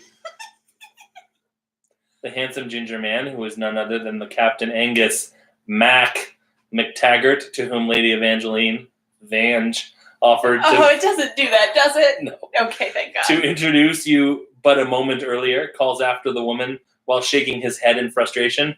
I did nae come here to engage in. Well, never mind. I came here for charity. It's awful. Mac is muscle. It says did nae. Did nae. Yeah. Didn't I say that? Mm-hmm. Mac is muscled and broad-shouldered, unlike the sleek nobles of that surround him. His is a body that's seen vigorous activity. And you shudder with longing to know what kind. Colin said the same thing I did. Yeah. Colin, you jumped in shortly after he said Angus McTaggart, and I was expecting you to say Angus McDonald. Hello, sirs. I'm muscled and broad-shouldered, and I've seen lots of activity. Want me to tell you what kind? No! I'm a child. I hate it. Vigorous. Everything about it. If I had to describe it in one word, sirs, I think it would probably be vigorous. Oh, no, it's bad. Oh, Colin said, hello, sirs, I'm going to bang you real good. I'm a grown-up now, and I'm Scottish. Right. His vigorous activity. Right. With eyes of the green-brown color of a Highland glen below So hazel. a Highland moor. No. You're picturing a Highland glen. Put that glen below a Highland moor. Oh, Yeah, okay. now So not hazel, but hazel. Right. It's different. Saoirse. I think it takes two, didn't it? Yeah, it went into the secret Patreon only. That's okay. It'll hit the regular outtakes in February. And a strangely sad square jaw set with a sensitive, poetic mouth. I really, really hate when mouths are described as poetic. It's one of my least favorite descriptions. Is it one you run into often? In death books, the dude is often described as having a poetic mouth. Because he's Irish? What is a poetic mouth? It's like a mouth that's like you feel like it's like always just like this close to just reciting some poetry. I want to punch it. Yeah, maybe that's what it is. He is a vision of Scottish virility. Nope, it does say virility. I was going to make a joke, but there it is. He has that big Scottish dick. You can scarcely, that's what it says in the book, you can scarcely tear your eyes from his noble visage before Lady Evangeline Van, sorry, No, you're that's not. a different thing. Is it? Kicks you sharply in the shin. Captain McTaggart, I long to make your introduction to my dear friend. Introduction? Is that something? It's something. Yeah, okay. To my dear friend, Lady Evangeline gestures to you, but Mac dismisses her not unkindly. That's good. Yeah. I'm not one for formalities, lassie, that you know.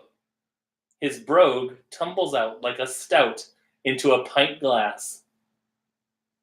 Man, adjusting the levels on this one's going to be so fun. You could just move the microphone further away instead of trying to move your head further away. I was just seeing something. Oh. And I am more than a mite sorry for causing a scene at the ball. I just want to raise money for the other lassies and kiddies who are without their men, as such. Due to this awful war, Mother Mary, forgive me, I do forget myself and can be a bit rough in my talking. I try to remember I am speaking to the softer sex and not the men out afield. The widows just seem to look for a strong shoulder to cry into, and, well, Lady Evangeline, begging your pardon, I feel they got a bit, confused. They get a bit confused. While Mac has been broguing about, gross, he has cast what can only be described as pointedly interested looks in your direction. Several, to be precise. That's not precise. That's a number that specifically isn't precise. But whatever. When, of course, he wasn't rubbing his manly temples with his manly hands and wringing those manly hands of their nervous, manly energy. Something about his tender, helpful nature, buried in all that muscle and uniform, speaks to a place deep inside you. Oh, it describes the place. Weird. Oh, Oh, that's very clinical. Okay. I hate it. You slip the gold bracelet off your wrist and hand it to Mac. What? It isn't much, you say by way of introduction. I've never spoken to you before at all, but here's my fucking gold bracelet. But it was my mother's. More valuable than that to you, it is solid gold and perhaps can fetch a sum for your noble cause. He tells you it's just tin. Lady Evangeline is struck temporarily dumb by your quiet act of kindness, and just as well. He takes you off and, oh, no, okay. It gives you an opportunity to feel the heat of Mac's rough hands around your own, both of you holding each other and the bracelet the way one holds a promise that one intends to keep forever. You know, like you do with promises in your hands. Uh-huh. You know, you're like, hey, I promise that I'll get this money back to you. Promises AF? Yeah. Yep. Literally. Torque, stop. You're Torque. Sorry, guys. My dog is aggressively licking a hot spot on his leg. He's getting into some vigorous activity. Yep. Your eyes catch Max for a moment, and you see they are shining with barely contained tears. Oh. Thank you, Lassie.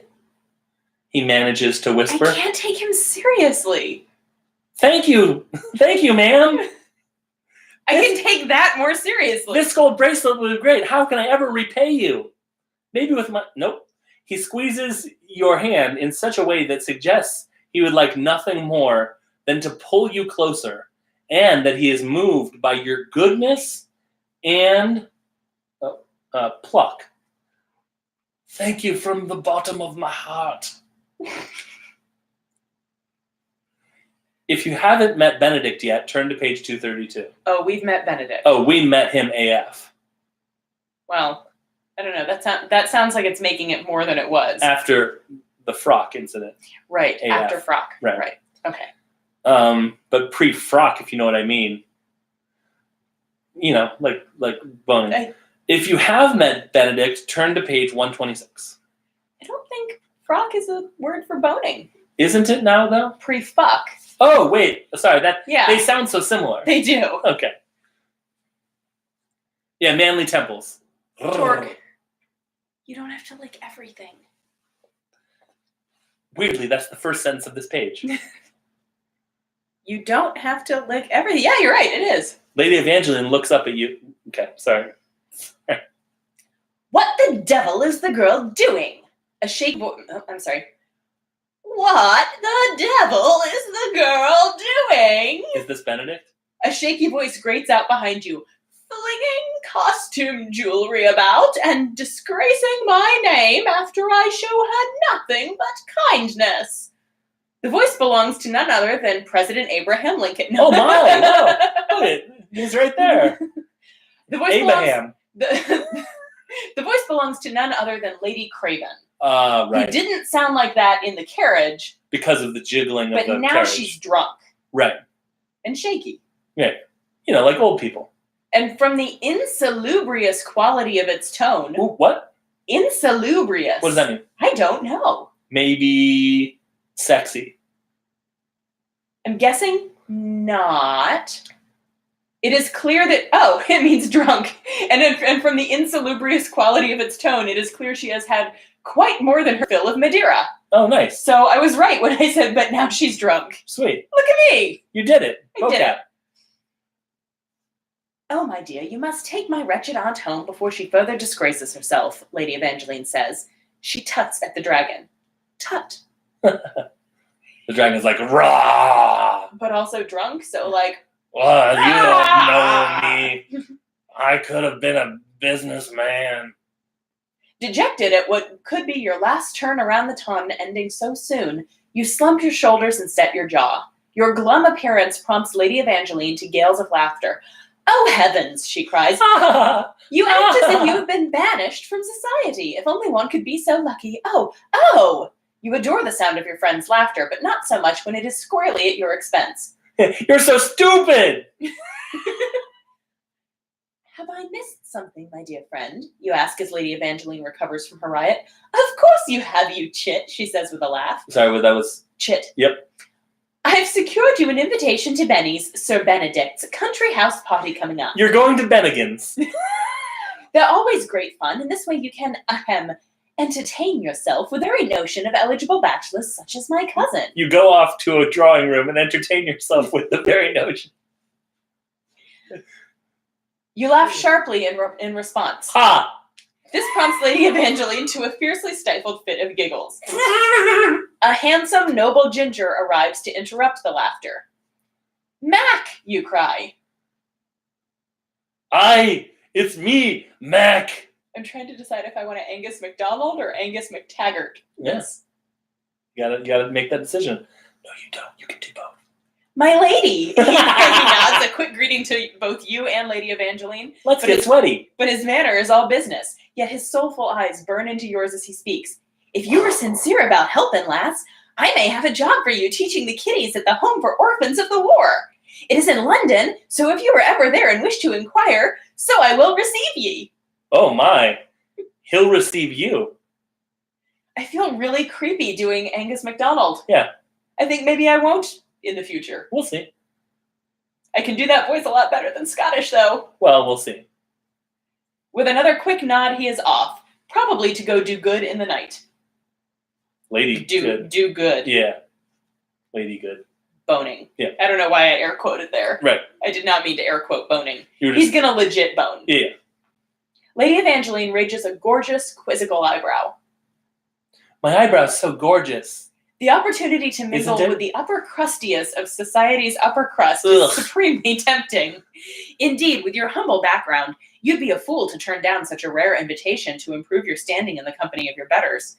And the presence of Sir Benedict, well, that certainly doesn't lessen your intrigue. Yet you cannot help but be intrigued by the Scotsman's offer. Do you think there's a class for writing the last paragraph before a choice? There must be.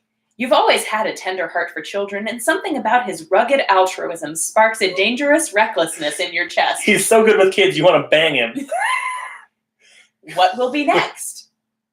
If you wish to rub elbows with the ton, and Sir Benedict's elbows in particular, hustle your bustle to page 158. Uh-huh.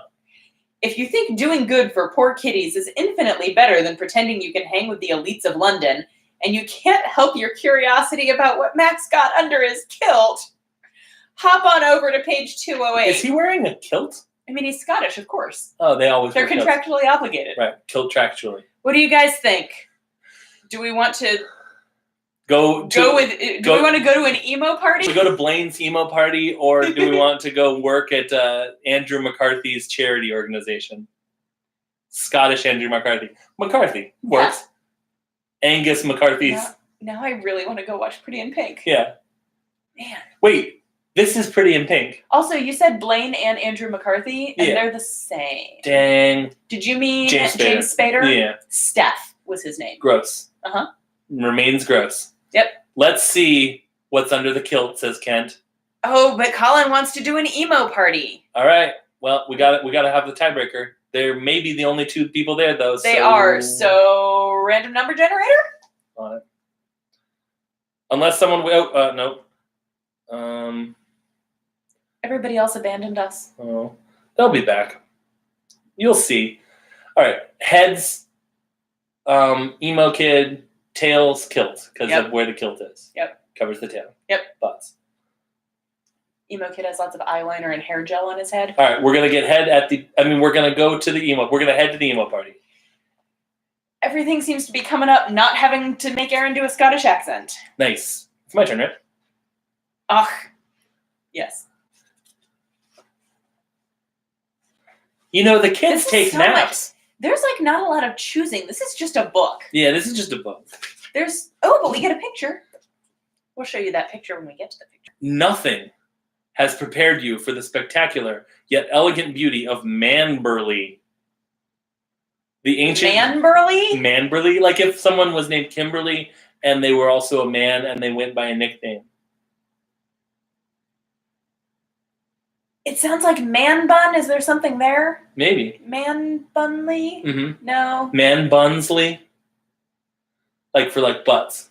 Yeah. Okay. The ancient seat of the Granvilles and home of Sir Benedict. Crossing the tastefully furnished receiving room, filled to the brim with the cream of the you remind yourself that you are the longtime companion of Sir Benedict's aunt, and have been personally invited to this house party by his cousin, Lady Evangeline. Why are they re-establishing what just happened? I don't know, but Kent says that Man Bunsley is his next RPG character. Oh, nice. We did it. What's man short for? We helped. Mansfield. Mansford. Manberton. Manburley. Manburley. Man Burly Bunley? Man Burly. Well, that's what I thought you were saying because isn't that old dude's name Burly Fanshawe? I don't know. Something like that? I don't know. I don't want to. Oh, but yeah, it's Burly Fanshawe. Okay. Oh, it's short for Man Bun. Okay. Man Bun Bunsley. I like it. That's the worst name. Perfect. Vange. All right. Nope. I stand corrected. Truly, you have just as much right to be here as all these fine ladies and gentlemen. Even that fine was probably They're not meant to be. so fine. They're fine. Even if their handkerchiefs probably cost more than you make in a year. You have a job? You're a companion. Yeah. Doctor Who pays you. Mm-hmm.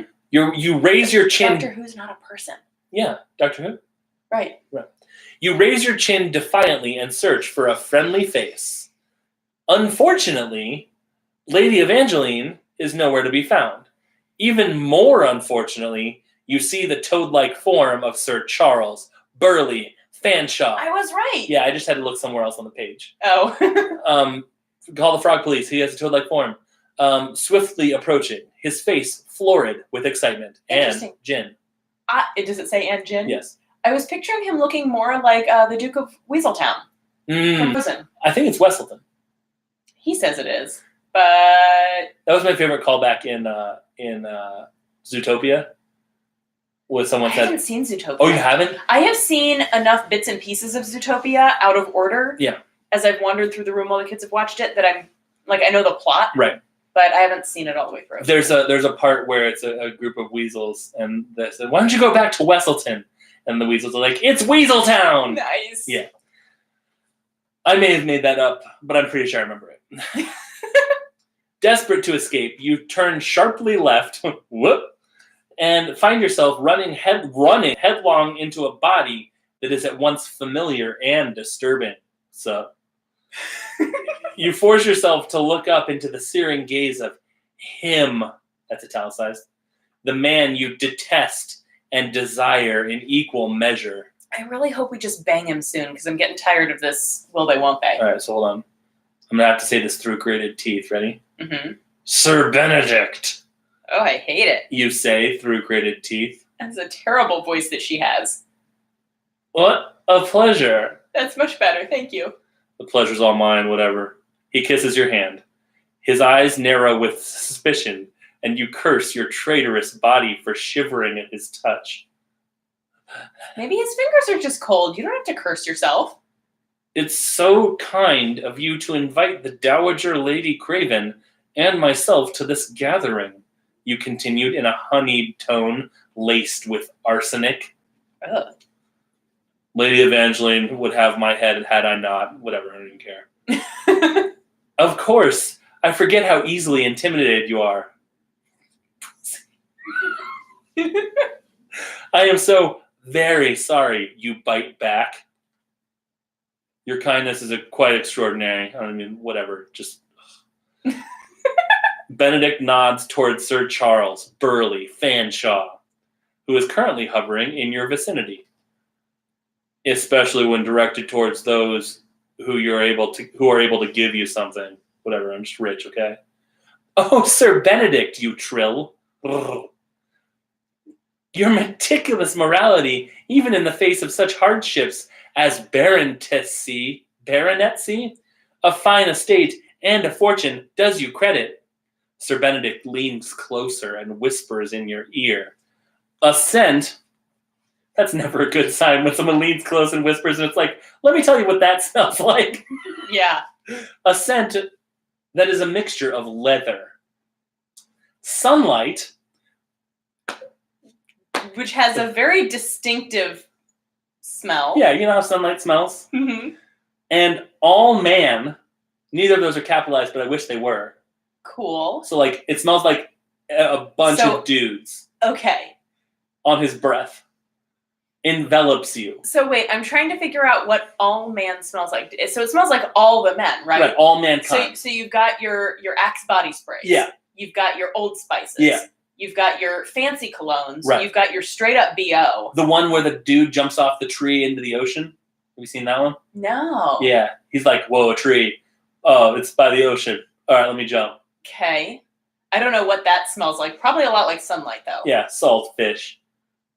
Cool. So your entire like olfactory Yeah. factory is just assaulted. Yeah. It envelops you. Ugh, By the way, gross. he whispers, what is it exactly that you've done with my aunt? Like, where even is she? All right? Your faces are so close that it would take moving but an inch. Oh, that's just one T. Moving but an inch for you to kiss his cruel, barb-slinging mouth. I like to talk about Barb. She's my favorite character on Stranger Things. Whatever, I don't even care. I sling Barb. Across the room, a glass smashes. Sudden silence descends upon the crowd. No one claps to make fun of the person who just dropped their glass. There, at the entryway, stands a man so beautiful he looks like an angel of Botticelli's. Okay. He works at Botticelli's Italian restaurant. Cool. Yeah. He says, you can hook us up with some free breadsticks? Would you like some breadsticks, he says. Is that what you were about to say? I have it, yeah. Oh, Yeah. high five. I have some dipping sauce that is free. And I can bag up a bunch of extra breadsticks. Is dipping sauce a euphemism? No. Is breadsticks a euphemism? No. So he's actually offering us free Yeah, food. if you go with the dude that has the breadsticks and just leave all these losers behind. Yes. Yeah. That one. No. An angel very much of the fallen variety. Oh, even better. Behind him, A bad boy with breadsticks. a mousy young woman holds a kerchief to her mouth, fighting back tears. Oh. And probably the smell of all men. Oh, God. It smells like all man in here. She looks at you. Girl, do you smell that? Who is that? You whisper. Sir Benedict is as frozen as the classical statues lining the walls of the room you are standing in. These people like similes. Yup. His patrician face drained of all color. Cad! He hisses. All right, I am so hoping that someone's name is Cad. What the devil do you think you're doing here? This is like the Californians. Yeah, it's Romeo. The fallen angel pointedly ignores him. His name is Cad. For those of you who are not aware, my name is Rafe Caddington, he says. No, he doesn't. Or should I say, Rafe Granville. It does say Rafe Caddington. Oh my God, wait. Oh my God, it really does. See, the fun thing to do is to joke so much that she doesn't know when you're joking or not. That's the fun thing. Yeah, I usually just assume you're always joking, though. Yeah, I know. Hey, what's that thing about my list? The room heaves a united gasp. You see, until recently, my sister Henrietta and I believed ourselves to be mere byblows of an affair. He says it the French way. The late... What is the French way? Affair. There's an E at the end? Yeah. The late baronet had with our notorious mother... I'm sorry, can I stop for a second? Why would he need to use the French word that sounds just like the English word? I live in France. I'm bi-coastal. But pick any other word in that sentence that doesn't sound just like the English word? Yeah. Maybe? Like, what's French for byblow? Fromage. That means cheese. Yeah, that's what a byblow is. Cool. Yeah. We were the mere cheeses of an affair the late Baroness had with our notorious mother, the famed doyenne of the stage, Mrs. Caddington. How wrong we all were. He tosses Benedict another look, at once triumphant and venomous. Another thrum of whispers travels throughout the room. What do you even mean by that? Benedict's silver gray eyes are ice cold as he stares at the intruder. Well, brother of mine, all that has changed. You see, I have discovered a most interesting document. He says that the French way too, because it's also italicized. I'm so confused. Who is this person? I can't tell what parts you made up and what parts are actually in the book. Is this not the No, this is a new dude. It's not this dude? No, that's that's Lord Garraway Craven. Yeah, this is Rafe Caddington. Oh, I'm sorry. Should I say Rafe Garraway? You mean Rafe Granville? Yep. All the names are too similar. They sure can't are. keep anybody straight. Cad thrusts a worn yet Ew. official-looking sheet of paper into the air. What I have here is the secret marriage certificate of our late father, the baronet, and Henrietta's and my mother. I wish I'd said that differently. It sort of came out a little awkward, but here we are. You will see that it is dated 2 years before the nuptials of the baronet with Sir Benedict's own high and mighty mother, and 6 months before my birth. What a bastard. I believe anyone passably acquainted with mathematics has already worked out what that means. I hate this guy so much. I do too. Cad stalks towards Sir Benedict like a hyena circling a lion. It means that Henrietta and I are the legitimate offspring of Sir Piers Granville. It means that I am the true baronet and owner of this fine estate and all its attendant privileges. What is more, seeing as my mother was alive and well until just 8 years ago, it means that the marriage between Benedict's mother and father was very much illegal. Cad steps toward Benedict until their noses almost touch. They kiss. Oh. Do they? No. I don't think so. They might, though. They might, but I feel like he's got more to say before he gets to and that smooching. Makes dear old Benny, Cad pauses a moment, a golden version of his dark, glowering brother. The profiles almost perfectly matched. Nothing but a bastard. The room explodes with chatter. Oh my. Several ladies faint dead away. Ugh. Well, they were wearing corsets. All right. Cad And it's very warm in that room. And it smells like all men. The smell of all man is all overwhelming. man. I keep getting it wrong. It's not all men, it's all man. Cad stands triumphantly, fielding questions from the hangers-on who now surround him, while behind him, poor Henrietta sobs quietly. Is that Henrietta? Oh no, that's a statue. That's a statue. Unusual behavior for a young woman who has just discovered she is a legitimate member of the aristocracy. You are at once suspicious, but immediately distracted by the sight of an ashen-faced Sir Benedict. Now he looks even more gothic.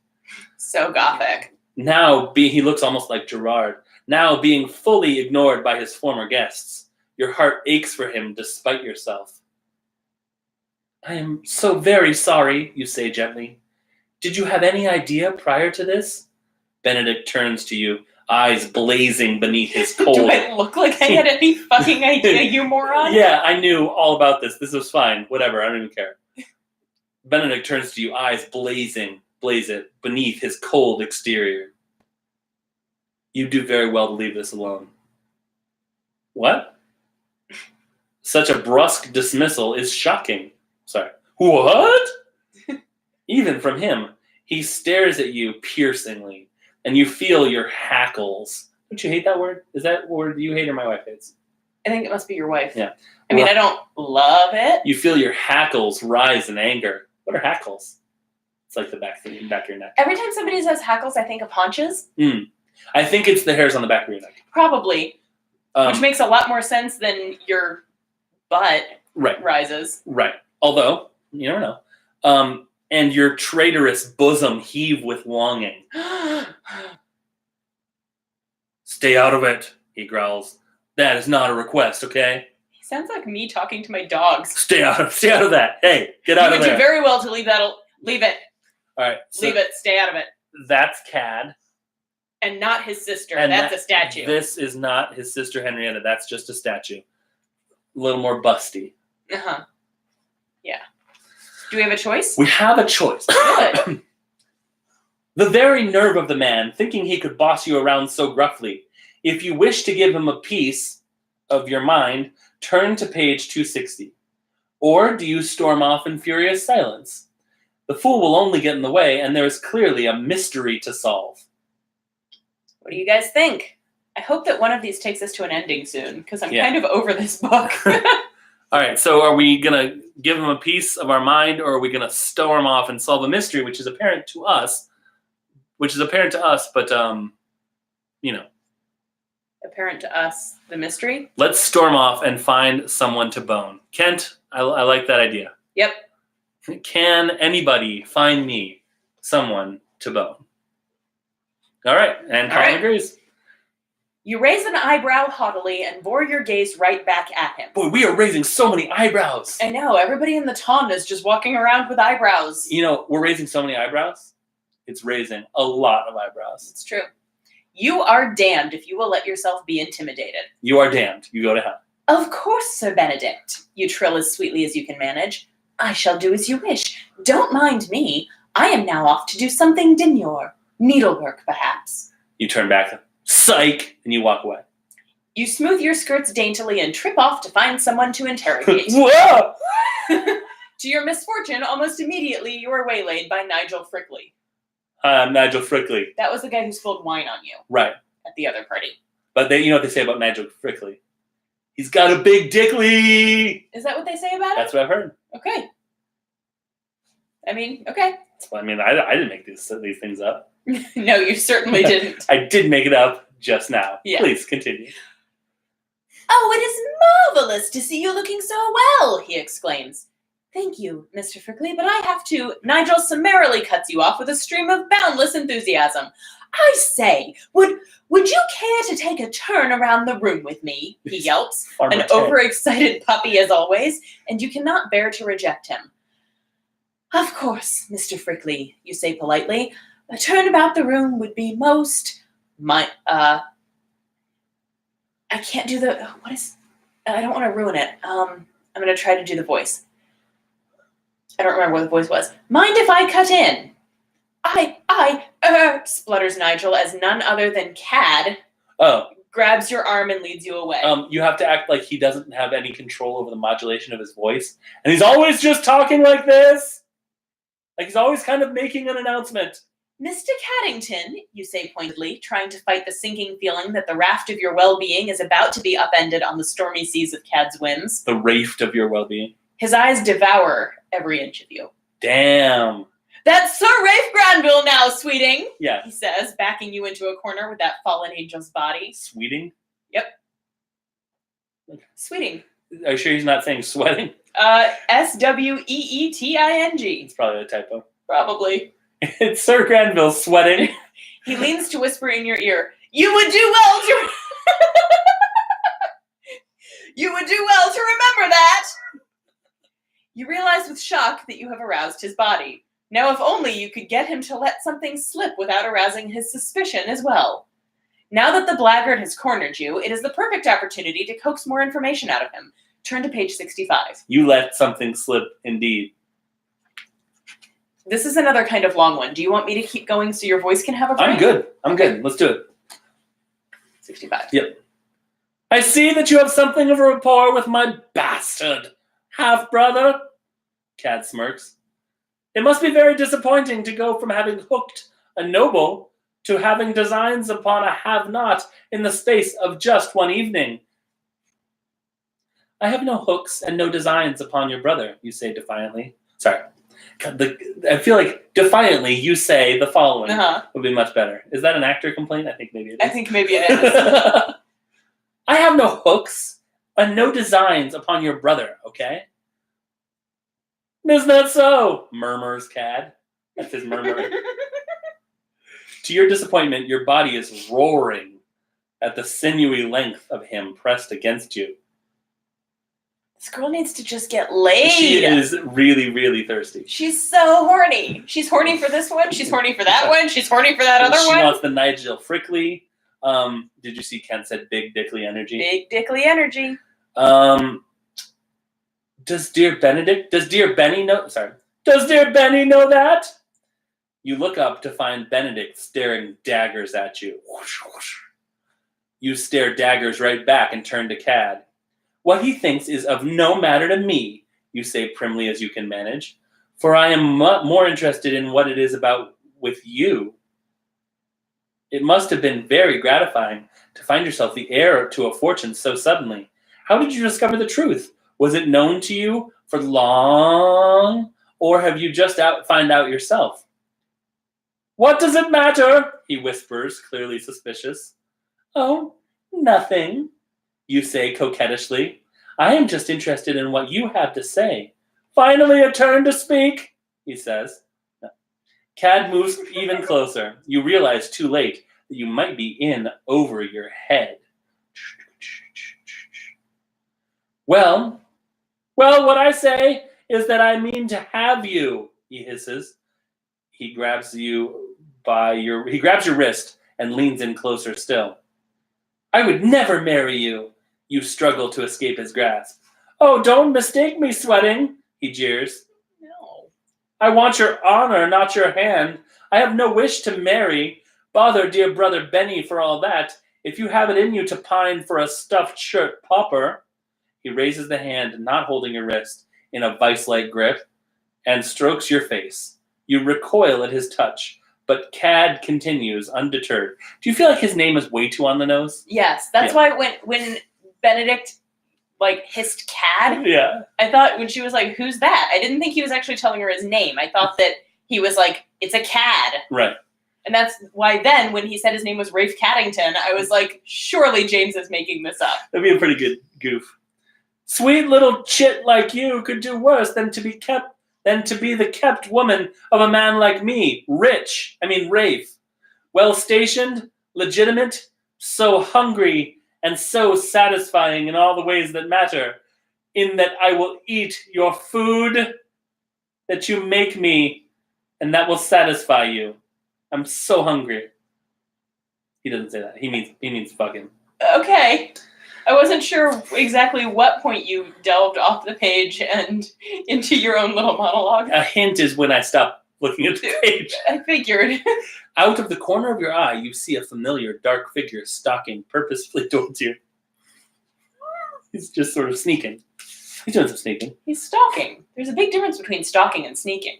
Benedict, he's one is stalky and the other is sneaky. Behind bushes and Benedict's silver gray eyes blaze with a mix of outrage. So much blazing. They're blazing it all over the place. And what looks oddly like concern.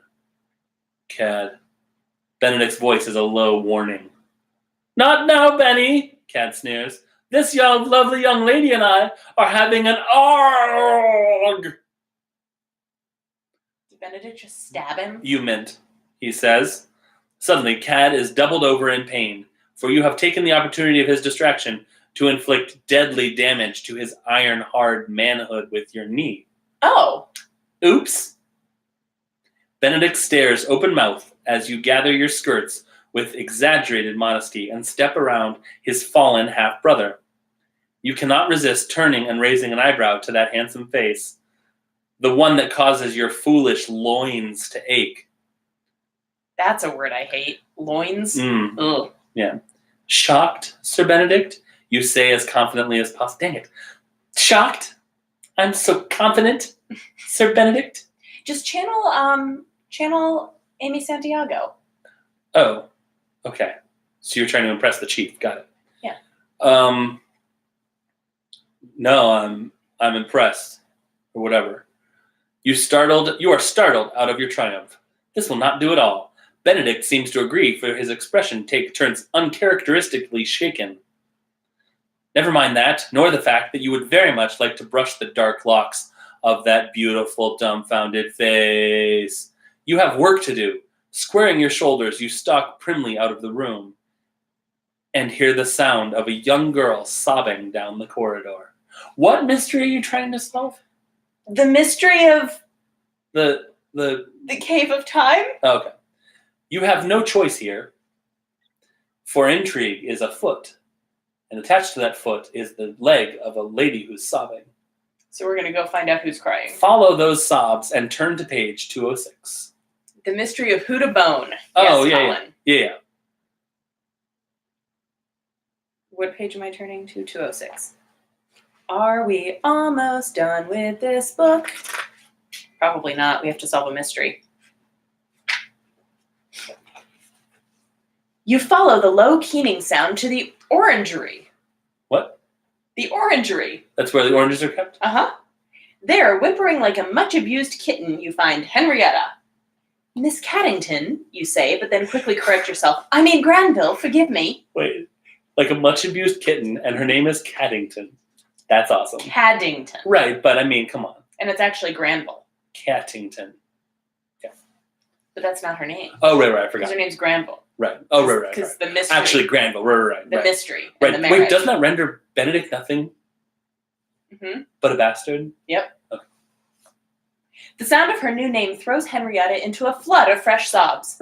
Sitting down beside her, you place a sisterly arm around her shoulders. If what Cad says is true, she is a lady now and occupies a station above your own, so probably you shouldn't touch her. Still, you cannot help but feel a sense of responsibility toward her. Be it her youth, her general air of bruised innocence, or the fact that she is just really, really hot and in danger of flooding the orangery with her tears, you can't help considering her a delicate and neglected flower. It doesn't mention she's really hot. Oh, okay. It's weird because that was what I was picturing. I know. Mousy is supposed to not be hot, but I always picture hot. Really? Yeah. Okay. Kind of actually a sort of she's all that pre. When she was wearing the glasses and the paint-stained overalls and the ponytail? Yeah. Yeah. Actually, you know who I think of most when I hear Mousy? Is Meg Murray from Wrinkle in Time. Yes. Yeah.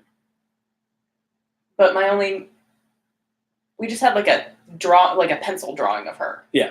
And she had no pupils because her glasses were reflecting light all the time. The newer editions of Wrinkle in Time had drawings of her on the cover. She was pretty hot. Okay. I haven't seen the movie either. I haven't either. They made another one too, like back in the day. Yeah, I haven't seen either of them. Such a creature needs gentle and skilled encouragement and care, but in this moment, there is only you. Henrietta, you say calmly, your fate has just taken a wild turn for the better, yet you weep as one does for the dead. Forgive me my impudence, but these tears do not look to be shed in joy. Narg! N-A-R-G-H. Narg. Narg! Henrietta shakes her head, gurgling most unbecomingly. I am so very happy, miss. Honestly, truly, I'm so very glad. Her voice breaks, and her shoulders wilt even further. I don't know how to show the correct emotions. Tell me what is wrong, child. I matter not a whit to your family, and you may consider me an ally as a woman. I am no stranger to sadness myself. I have no idea how old we are. 28. Oh, right. Remember? We're 8 and 20. 82. So either 28 or 82. All right. Your voice positively sparkles with authority, and sweet innocent that she is, Henrietta cannot resist you. It's just that I don't want to be a lady. She is again racked with sobs. I don't know what this voice I'm doing is, but I'm just going to lean into it. I think it's fine, but I don't understand what this character is doing. Ladies can't marry farmers, and all I want is my farmer. My sweet, kind, gentle love from Kent. My lovely, true Farmer Sam. Hey, Kent. Nice job on Farmer Sam, dude. Yeah, good job. Great job. You suppress a sigh and search the recesses of your memory for some trace of connection between Henrietta and Kent. Maybe Sam's a prince. And a farmer. You say? Evangeline said the girl was sent away for a time to be fostered, and it was perhaps in Kent that Henrietta learned of love as a pure and true thing, unfettered by society gatherings and the lashing tongue of the tongue. Yeah. An illegitimate daughter may well find happiness with a farmer, but a lady? An heir to Manberley? Out of the question. Still, this whole business makes you highly suspect, especially because it is not just the fate of the man you detest It's well hung. Especially because it is not just the fate of the man you detest that hinges on the most recent revelations. Tell me, Henrietta, you say brightly, your voice shining like sunlight on the poor girl's soul. Answer me! Are you quite sure that your brother Cad's claims are true? He presses his evidence with more flash than forethought. Yeah, he does. I just wonder if maybe this proof is a mistake on Cad's part, made in haste, earnest, or... Henrietta looks up, her reddened eyes... Henrietta. now wide with fear. It's an But earnest it's joke. important to be earnest. Yeah. Oh, yeah. I should have known you'd get that quite immediately. Oh, you must not go looking into this, please. I beg of you. Should my brother ask, please say I told you nothing. It's a little bit Garrett, and a little bit something else. Witch of the West? Yeah. Why, dear child, you say, your already heightened suspicions climbing further? Henrietta's voice drops to a whisper. He said he would hurt me, and he said he would do worse to my darling Sam. She grabs both of your hands so tightly it causes pain. Ow, ow, ow. And he would as well. You don't know what he's capable of. You have to kill this dude. Before you can tell the poor girl that you already have a hint of the depths to which Cad can sink. Yeah, he wants to... He wants to sink into some depths with his dick. She rises to her trembling feet. Please say you never saw me, Henrietta says in hushed tones. And you say, fine. Before running from the room. You follow her at a distance so as not to draw attention and run headfirst into Lady Evangeline. I'm imagining just like you're barreling down the hallway, just headbutt her. You sigh in relief. Finally, someone with a normal voice. What happened there? She asks, nodding toward Henrietta's fleeing form. Clearly, your attempts not to draw attention failed to escape Lady Evangeline's perceptive gaze, what with the barreling down the hall. No matter, for you need her help in getting to the bottom of this murky business that you still haven't decided what it is. You want to get to the bottom of her murky business? Lady Evangeline, we need to talk, most urgently. She nods, her bright blue eyes searchlights piercing the foggy haze of the evening's events. Of course, Cyclops. my dear. Come with me. Turn to page 28. And you do. Jeez, this is so long. All right. This is never going to be over. You guys, we're holding you guys hostage like forever. Yeah, we weren't joking. Or were we? We weren't. Or were we? We weren't. James is holding you hostage tonight for like forever. The ballroom is a vast channel of well-bred, well-dressed gallimaufry. What? Gallimaufry. The fuck is gallimaufry? People. All man. And Lady Evangeline sails through it with the earned ease of a veteran sailor. To me, you are a friend, Lady Evangeline says. That is why we are drinking the good brandy. Oh. Gallimaufry is a confused jumble or medley of things. Huh. Once you reach the other end of the ballroom, far from the prying eyes of the and yet farther from the still doubled-over Cad, dang, he'll never have an heir. Wow, you had a whole conversation and like ran down a hall and like headbutted your friend all in. Now he still hasn't gotten up. He's just trying to get attention now. Probably. Lady Evangeline reveals a small flask she has secreted in her reticule. It's like a little purse. She swigs deeply and hands it to you. Drink, she insists. You know how to follow orders, and do gladly. After taking a sip, you open your mouth to form a question. Are you picturing Lady Evangeline in just like all black leather? A little with bit. Like a bunch of whips? A little bit, yeah. Yeah. She passes an elegant finger over her lips to hush you before you can. Mistress Evangeline. Please, she says. While I would rather you not be so intimately acquainted with the skeletons knocking about my family's closet, what is this book? Boning. Boning. Hey, we got to the boning. Yay. She doesn't want you to do that, though. But you're intimately acquainted with the bones. No boning. No bone. Oh. That's what I'm here for, though. It appears they will stop at nothing to perform a dance macabre for you this very evening. A dance macabre done with 2 left feet, no less, you say. You both laughed conspiratorially over the joke you just made that neither of you really knows what that means. Then right yourself. Truly, Lady Evangeline continues, but good one. But I must say, I have never enjoyed Cad's antics. I have always dismissed him as a vibrant man on the fringes of proper society with misdirected energies. But his performance tonight has me Concerned? Her lovely brow knits with worry. It's knitting. Mhm. You, too, think there is something questionable with his claim? You press. I do, she answers slowly. But I am vexed. As am I, you agree. Benedict is a vexation to me, but I see no reason he should be thrown out on the street due to the claims of a particularly theatrical half-brother. Do you believe there is merit to what Cad says? Lady Evangeline is silent for several moments. My tie itched. Yeah, I gotcha. Finally, she says, Cad and Benedict's father never spoke much on the subject of his affaire. There. Or should I say marriage? With Mrs. Caddington. Is this the mystery? Whether or not this dude was married? And all I knew for a long time was that there must be a scent of unpleasantness hanging around it.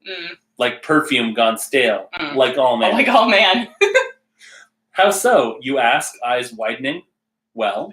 You've smelled it. I mean, come on. You know. Just take a whiff. Well, Rafe is the eldest. We don't know why. It's fine. I mean, but, because time. But the late baronet threw Mrs. Caddington aside for a while and married Benedict's mother, a most respectable woman. But then what, you ask, impatient? All right. Slow down, you. Just chill. But then a few years after that, he returned to the intoxicating arms of Mrs. Caddington. He could resist her for only so long.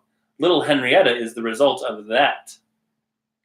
But why did he leave her in the first place if they were married? Was there some secret scandal? Something in her past that made him lose his affection for a time, perhaps? Your mind reels. Boy, this was before TV, huh? Yeah. Nothing. I guess it's this or solitaire. Yeah. Nothing like that, I don't think, Lady Evangeline answers. She was already well known as an actress. Oh, well, I mean, there you go. She was an actress. Mm-hmm. So. When they began their liaison. But other than her profession, she was by all accounts simply a respectable widow. Her first husband died long ago after a trip to the continent. Ooh. Do you suspect foul play? Not to malign Mrs. Caddington, rest her soul, but could she have had her first husband murdered, taken care of in order to grant her life's pleasure with the second? Your mind is so thoroughly enthralled with intrigue that you do not realize the candor of your own tongue until it is too late. Oh, Lady Evangeline, Lady Evangeline looks at you with wonder and appreciation. No. No apologies, dear. It is a thrill to watch a mind as clever as yours set itself to work. Still, I think it works in error. Mrs. Caddington was not known to be a malicious woman. She was clever and fine as well as loyal and dear. Still, she went to the continent, married, and returned a widow. Befuddled, you stare at the pattern of the brocade. Oh. The brocade, it's all the dudes, and curtains decorating this end of the ballroom. The weave plays tricks on your eyes, and you think you see shapes that could not truly exist. Wasn't that brandy? Answers where there are only questions. Oh, okay. It must have been the trial bringing the body back home for the funeral, you say with empathy. Lady Evangeline looks at you curiously.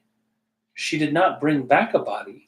It was too much trouble, so he was buried there, on the continent. You're like, oh no. You're like, yeah, I know, I'm with you. We're having this conversation, I get it. A shame, you say, but a flutter of intrigue dances in your heart. Do you know where?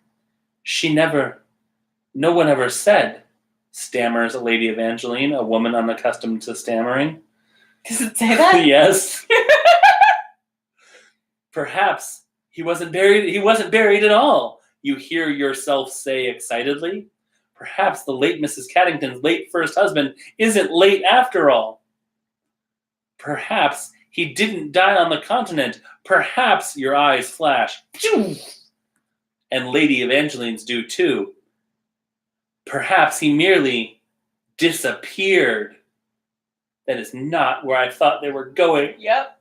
I thought they were going for perhaps he's still alive and None of this matters. You are Would cool be nice. and sharp and a wonder to behold. Are you? Yeah, but now let's keep reading. Oh. What are our choices?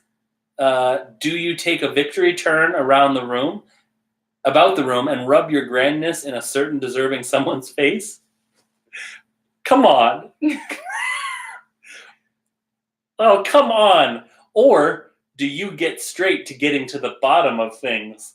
Seriously, these are our choices and neither of them is going to be banging? Can we just skip ahead to find a page where there's some banging? You guys want to just skip ahead and find some banging? Shall we skip to the banging?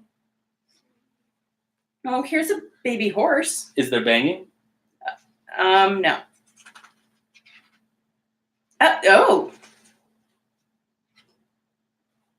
There's some smooching. Lady Evangeline. What? Oh, there's the end. Oh, no, Colin said don't cheat, get to the bottom of things. Oh, Colin. We're going to be here all night. All right, let's get to the bottom of things I then. don't want to get to the bottom of things. I want to bang. Ooh, there's a vampire lover.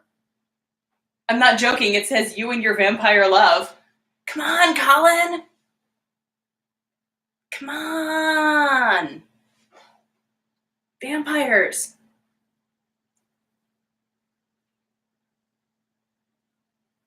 Vampires. All right. Vampires. Okay, so we have just been super grand. Yeah. And awesome and clever. Yeah.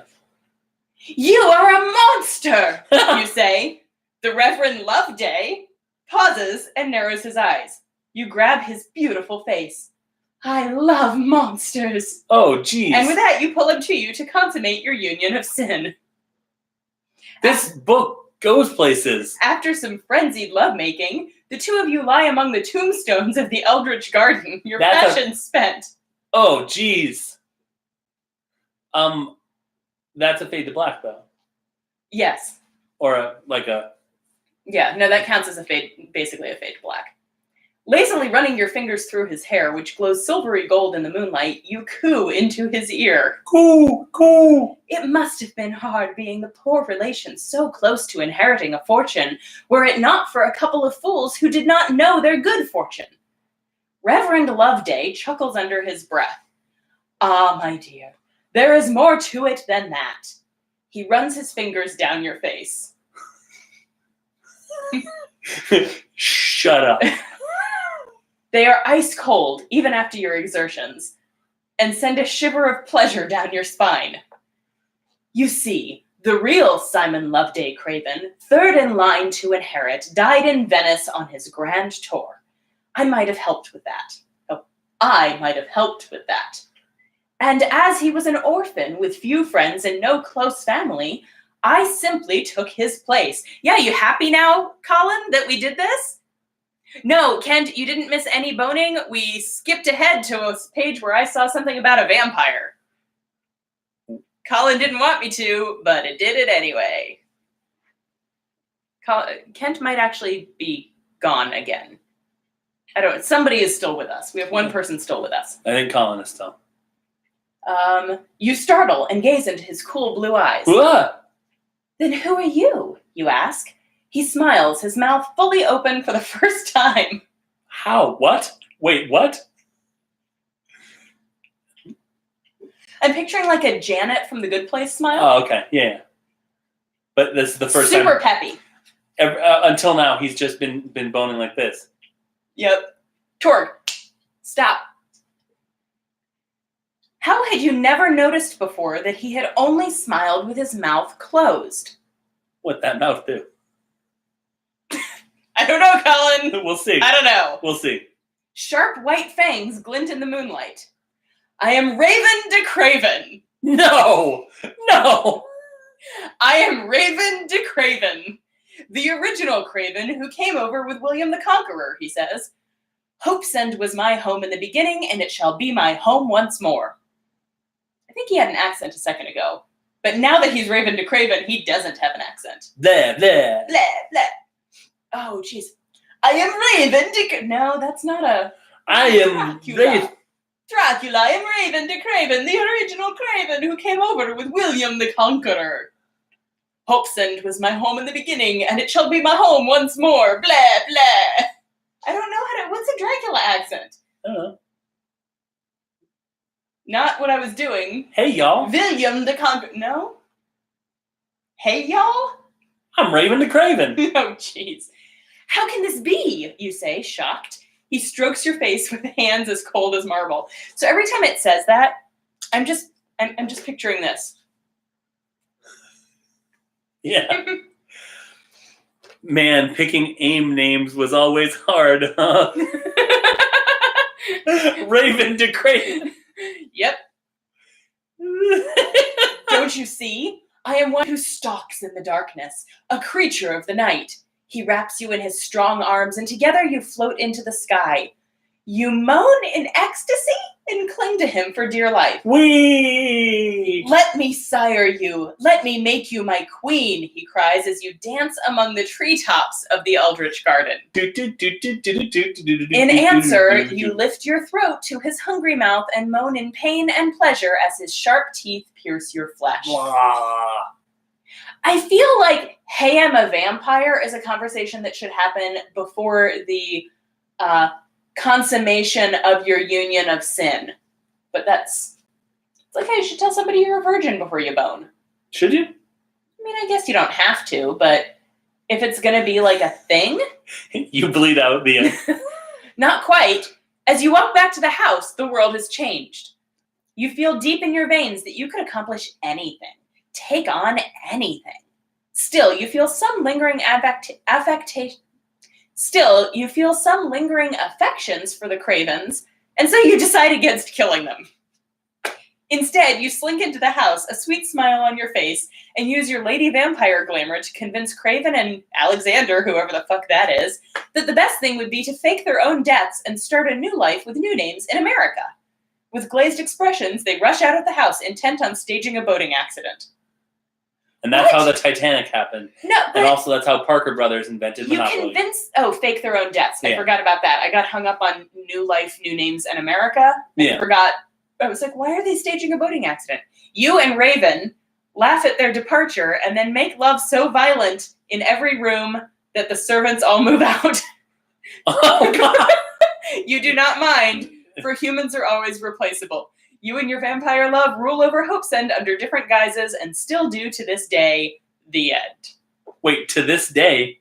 Yep. What does that mean? Right now? But like... You're a vampire right now. But you and Raven de Craven are vampire lovers, making such violent love in every room of the house that the servants have moved out. I like to think they just start banging and there's like a servant in the room. He's like, oh guys, come on. I'm trying to sweep in here. I feel like the way you read this book is to just skim. Oh, Kamal, you cling to his shirt ever tighter. Miss? He squeaks. You stare into each other's eyes for a few deliciously loaded moments. Nothing more needs to be said, for you both know you have found your other half in this life. Kamal pulls you into his arms and kisses you with a passion you didn't know he had. The next thing you know, you are tearing at each other's clothes, making feverish love among the mummies. Oh, that's not a good look. It doesn't matter. They're dead, but your loins are alive. Oh, God. Italics alive. Alive. Alive. Alive. You marry, of course, and are blissfully happy. You also feature as ongoing comedic side characters for the continued series of Lady Evangeline's adventures. Adventures, not adventures. Adventures. She's in the movie Avengers. Always providing a safe space and sympathetic ear when called upon. Safe space. She drops in from time to time between quests to tell stories to your enthralled offspring. Here's Vange. Little Evangeline, your eldest and sole non-bookish child, particularly loves these visits from her rambunctious godmother and namesake and grows up to be quite the adventurer herself. The museum flourishes under your careful eye, and your legacy is continued in the capable hands of your many adorably studious children. The museum stands to this day in the heart of Cairo, a wonder for all to see. The names of you and Kamal are inscribed in the entranceway of its grand facade. Huh. So you bone a vampire, and then you bone next to some mummies. Is what Colin's saying. Yep, first Colin says field trip. Then he says this character loves boning with monsters and in front of the dead. Cemetery with Dracula, in front of mummies with this other person. Yep. Would you like to choose a boning to read? Yeah. So I look for the end, basically. Yep, look for the end and just glance back up to see if there's any boning on the page. Or if it's just a page that makes you make that face. The next day, you and Craven pick through the rubble. That, though it is a shame that an obsessive madman has burned Hopes and Manor to cinders. Okay. That's catching us up. It presents you and Lord Craven with a wonderful real estate opportunity. I have a question. Yep. How do you bone in every room of the house when the rooms have all been burned down? Well, this is a different time than that. Oh, right, multiverse. Right. With Manverse and the past gone, with the original structure. Manverse? Manverse, yeah. There's somebody named Manverse? Manly Manverse. So we had Manberly and Manverse. Yeah. All Manverse. And little Master Alexander finally sent off to school. You and your man are free to make furious love and rebuild your home to your heart's content. So violent love and furious love. Before you do, of course, you poke around the rubble of the Forbidden Wing, Ooh. capital F, capital W. Okay. And find, miraculously untouched by flame, the damning small volume written in the lady's own true hand.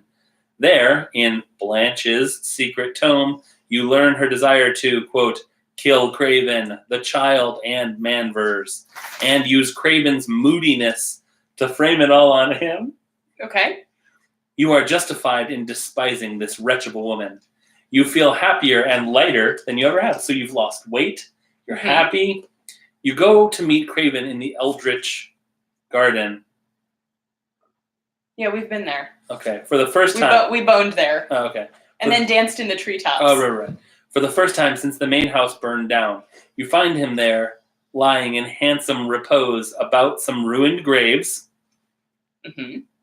hungry for your conversation and touch. Okay. And you're like, hey, my conversation's down here.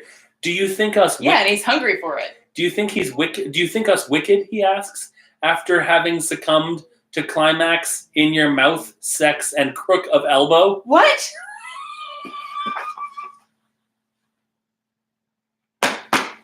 It says that.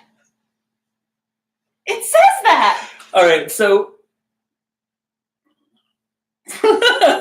crook of elbow. I mean, I'm not gonna yuck any yums, but I don't really get it. I guess it was good for him. I wanted You to keep make reading while I go let the dog out. a very dirty joke, almost just whatever. About elbows? No. I think about the delivery of the line. I think us lucky. You watch his member rise as a gentleman does when a lady enters a room. We are lucky indeed, he says, before filling your mouth with his tongue. Oh. Luck, you think, as you enter your umpteenth round of ecstasy in the Eldritch Garden in 3 or so hours, is your favorite promise kept by love. The end.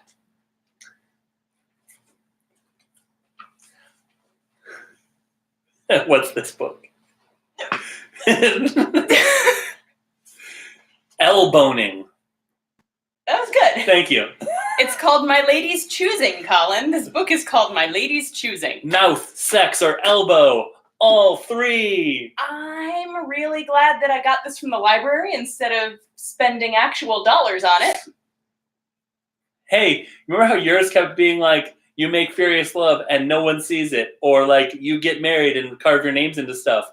And then mine's like, hey, guess where I came? Well, you picked your own chapter. Yeah. Succumbed to climax is really funny. Oh, well, okay. This is a very long one, but it involves the word nipples and Nigel. Do we want to know about nipples and Nigel? Well, I have heard it is a very long one, so... So yes? Yes. Or no? Well, we are at 2 hours, 24 minutes. Oh, yeah, we are. Maybe we save nipples and Nigel for another time. Yes. Basically, it looks like for some reason you're hanging out with Nigel and then you bang him for like 3 pages. Nigel, getting it. Oh, this Nigel has such stamina. I told you! Nigel Dickley. He releases a ragged scream of delight and then releases his full force into you. Yeah, I think we have to read this one. And that'll be the end. Your crook of your elbow feels neglected. He's like, don't worry. Nigel's got more. Nigel, you say, still in disbelief of how things have turned out, I don't know how to say this, but you need to marry me so your life is not in ruin? I don't remember what Nigel's voice was. Ew, no. Nigel says hopefully, yes. The words are barely out of your mouth before he drops to one knee and slips a ring onto your finger. Marry me, please, if you please, my darling. Yes, fine, sure. Nigel, have you just been carrying a ring around on the off chance that you might ever be inclined to marry me? Yes, my love, I have. Let us away so you may meet Mama. I don't store the ring in my pocket. You journey to the country in a swift carriage while Nigel excitedly describes all his relations and how much you will like his country home. And then I have Aunt Brenda, and she's really nice. And then there's Uncle Ted, and he brings candy. And then there's my grandma. You cannot much focus on his talk, but when you do, you are surprised to find yourself laughing at his good-natured sense of humor. So you can't focus on his talk. Okay, got it. Sorry, I misheard something else. No, because you're too focused on his cock. Oh, okay, right. Thank you for clarifying that. When the carriage finds itself caught behind a simple farmer's cart stuck in a muddy track. Farmer Sam. Yep. You are impressed by how helpful and kind Nigel is in response. Instead of feeling inconvenienced, he strips off his fine shirt to reveal a pleasing, surprisingly muscular body, and then proceeds to deftly free the cart from the mud, sending the happy farmer on his way to market. You wish that he would free your cart from the mud and send your farmer on the way to the market. I have to go check and see if the dog is ready to come in. You want to keep reading? Okay. Pick up right in that paragraph. I'll take it. This feels like a trick. Anyways. Well, Nipples is on the next page. I'll try to be back in time for Nipples. That's what Nigel said. Once you arrive at his country home, you are fussed over by his sweet mama, who is delighted to meet you and puts you up in their house while you plan a hasty wedding. His family is entirely delightful, and you think that being a parson's wife might not be such a terrible fate. Your heart warms as you realize that you shall help the poor and make some small difference in the world. One fine afternoon, when Nigel, his mother, and the rest of the family have gone to town on various errands, you find yourself entirely alone in the house. Oh my, you are dizzy at the prospect of things going well in a way you never anticipated. You look happy, my lady, says a calm voice. You start and then turn to see Nigel leaning against the doorway, smiling in that plain, happy way of his. Hi! It's me, Nigel! Hi! Would you like to keep reading? He shows you his nipples. You're like, yeah, boy, get it. He's like, You return his smile. I thought you were in town this day. He laughs, reddens, and looks down at the floor. You're so stupid! Yes, I said I was going to town so I could have some time to myself so I could, What, Nigel, you ask? Your interest is piqued. Masturbate? Is this masturbate? I don't know. We're not there yet. Nigel searches the ceiling for his words. Let's see. There it is. Masturbate. Well, I thought if I said I was going to town, you might go out walking for hours on end, as you like to do, and I could have time to myself in the house alone to practice. Yep. Masturbate. Practice what? You cock your head to the side and lock eyes with his. A flush burns across the bridge of his nose. He now searches the floor for his words. Let's see. Boning. Finally, he lifts his eyes to yours and speaks. Our wedding night. An inexplicable fire burns through you. You burn up. You die. The end. Nope. Nigel takes a tentative step toward you, and you are shocked at the little race your heart runs as he does so. You take your own tentative step toward him. He emits the gentlest hush of a gasp. The sound makes the hair on the back of your neck, as well as your nipples. The hair on your nipples? Your hackles rise. Stand at attention. Nigel notices, and a pleased smile plays at his lips. How would you not noticed until now how fine they are? They are barely parted, but the little space between them makes you want to explore what is inside. His teeth. Teeth. Torg, what are you doing? You want to take his teeth out and eat them. No. Ah. Do you wish, you find yourself asking breathlessly as you take his hand and run it slowly, loosely, barely over your face and side. Again, with the... To practice with me? Nigel tilts his head back as you stroke his neck. Ew, no! And emits an unself-conscious moan of pleasure. Yes, my lady. He takes your hands and kisses the tip of each finger one by one. Oh, that's weird. Then he flicks his tongue against each tip in such a delicate fashion that your body riots with the tease of it. Gently, he guides your hands down his throat to the buttons clasping his shirt. Oh, Torque. Okay, that means like down the outside of his throat. Torque, stop. We're having a moment. I'm just practicing. For what? You understand his meaning and begin to unbutton them. Please, my lady, he says, his voice straining with desire. I can't do buttons. I always practice this part slowly to make it last. You nod, feeling heady, and slowly reveal his chest. When you have reached his navel, he takes your hands again. My turn, he asks. Ew, no. You stare into each other's eyes, taking in this new side of your personalities. He's like, is it my turn? Answer me. He seems so different, yet is still the same Nigel. Just one who is now, very tenderly, just barely, licking your ears. Brushing his lips against the line of your neck. Warming your very care. I think that should say core, but it definitely says care, with every moan he emits. That means butt. Well, just because he has the privilege of slowly lowering your neckline to reveal your glorious body, he says, drinking you up in wonder. Oh, my lady, you are beautiful. Now it is your turn to moan as he flicks his tongue over your nipples. There we go with the nipples again. Kissing each one with a fierce rhythmic tenderness he must have studied from the moon and the ocean tides. All 4 nipples are... You know, every time we get to a point in this where I'm like, okay, this is normal, it then shifts. Uh-huh. Just like hard left turn. Right. Within moments, he has your body burning up and your sex shimmering with desire again. Do you want your ecstasy now, my lady? He asks, his breath catching as you pull him in for a deep kiss. He lets his lips, wet with yours, slide gently over your mouth as he pulls away slightly to speak. Or do you want to wait and see what else I practice? He slides his hands down your waist, down the small of your back, and ever so gently draws you closer. Show me, you respond. He starts juggling. I practice this all the time. I can get it up to milk bottles. He brings 2 of his fingers to your mouth.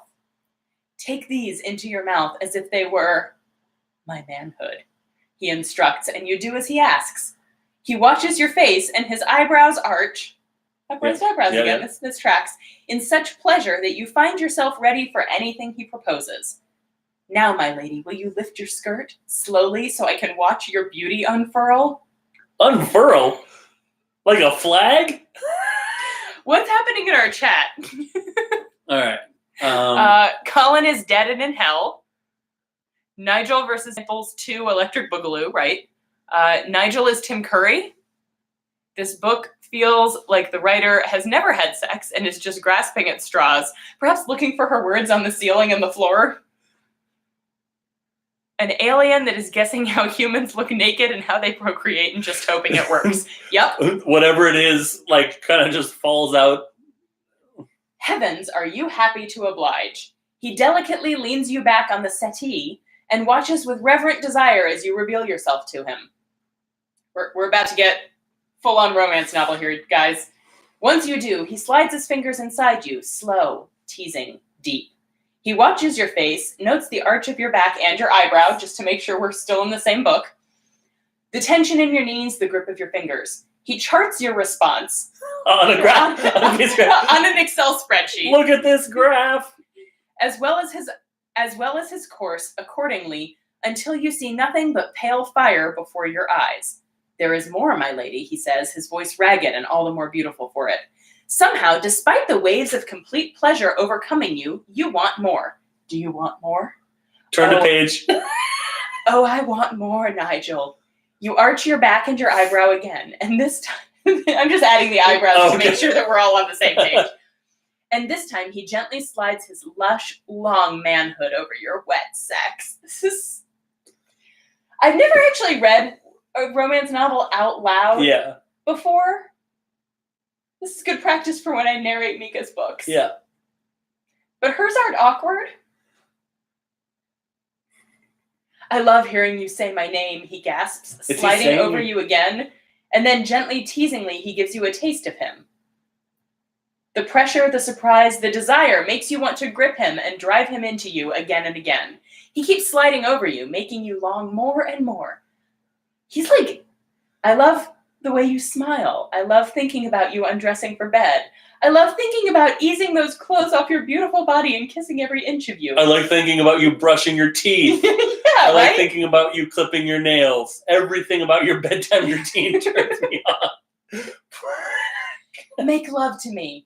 As you speak the words, he fills you with himself, and oh, does he bring you pleasure. Again, all you see are sparks and stars. There is more, lady, he gasps between moans of pleasure. More? Oh, this Nigel has such stamina. If you want it, I want it. We change position. You shift yourself on top of him, sliding up and down to play a sensual symphony on his magic flute for your rapt audience.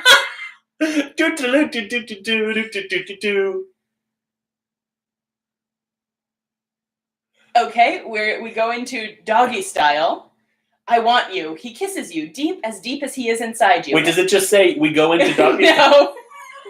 And sometimes I practice, I imagine you this way. He gently tips you onto your knees and slowly begins thrusting his goodness into your valley, making your flowers bloom over and over.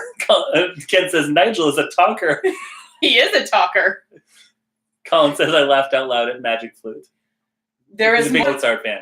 A big Mozart fan. Wink. There is more, my lady, he says. Yes! He pauses. Do you wish me to take you roughly now, my lady? Yes, you say and grip his forearms. He releases a ragged scream of delight, then releases his full force into you. He is so hungry for you, so lusty, so thirsty. I added that. Yeah, truth. Yeah. And you are so closely entwined that you feel every flexing muscle, every breath, every shudder. Your bodies are silk ribbons, woven together, smooth as water, undulating in a deep well of desire. Wait, are we silk ribbons or water? Uh-huh. Together you bend like young trees in a storm, limber and strong. You're just all being the things. Run across by vampires in another universe. He flips you and dips you, and together you are acrobatic air, water, earth. What? Huh, huh, huh. You climax screaming his name, becoming stardust. After you recover What? After you recover some sense of yourself, you turn to face him. He is half draped on the settee, half on the floor. His eyes are full of you. And nope. And you're stardust, so they're a little itchy. Right. Where, you finally manage, did you learn all of that? Nigel Frickley smiles. I had a professor at Cambridge whose wife took quite a shine to me. She and her husband had an arrangement where they were free to do as they wished as long as it was discreet. She was a very demanding and thorough educator with inventive techniques. She said, definitely make sure you talk all the time. Your eyes widen in shocked delight. Are you angry, my lady? He asks, worry coloring his strangely beautiful face. Are you worried? Not at all, Nigel, you say. He breaks into a wide smile. Wonderful, he cries.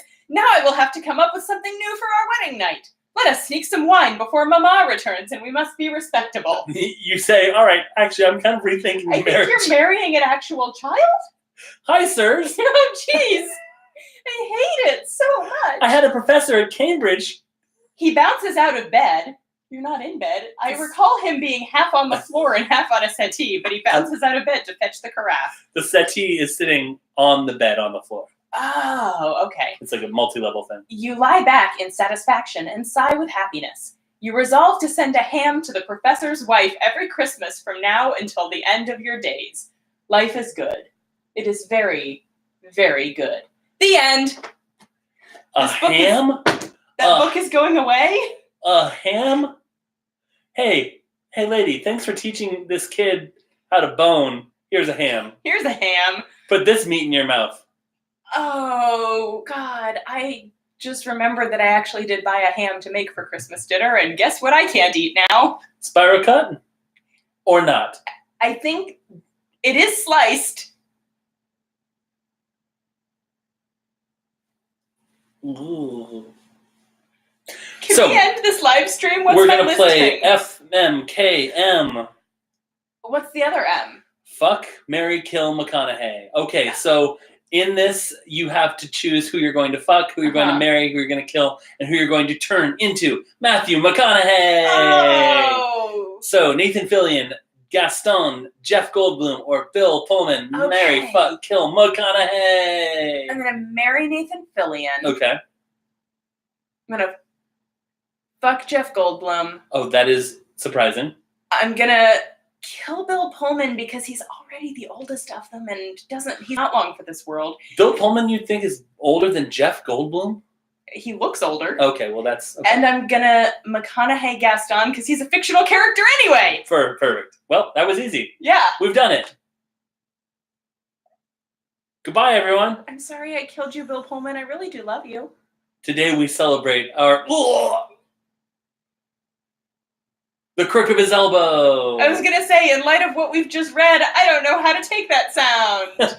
All right. Thank you, all of you, for watching. And listening. And if you missed it, this will be... If you missed anything, this will be live. And... well, it is live now. Well, it will be dead. Right. On YouTube. It'll be undead. Mm-hmm. It'll be a zombie. Right. Zombie stream. Yep. And we'll edit this down severely. I think I'm just gonna do the first, up to the first choice, and then probably just skip ahead to where we read all the boning pages. But see, there's parts where with the All Man. Yeah. Anyways, that's a job for a future Aaron. That's what I'm gonna be doing on the plane to PodCon. Oh, nice. Well, hey, we're going to PodCon. We're going to PodCon. We'll see some of you there. Yeah. And I think, Ken, thank you for donating the amount that got us up over 50 to do the live stream and naming the live stream. Naming the live stream. Nobody likes a clown at midnight. That's right. And it is 11:12? 10. 11:10. So PM. we can still be the clowns that we all want to be. Yep. I think that's it. I think so. We don't need to do social media or anything. Nope. Okay. Bye.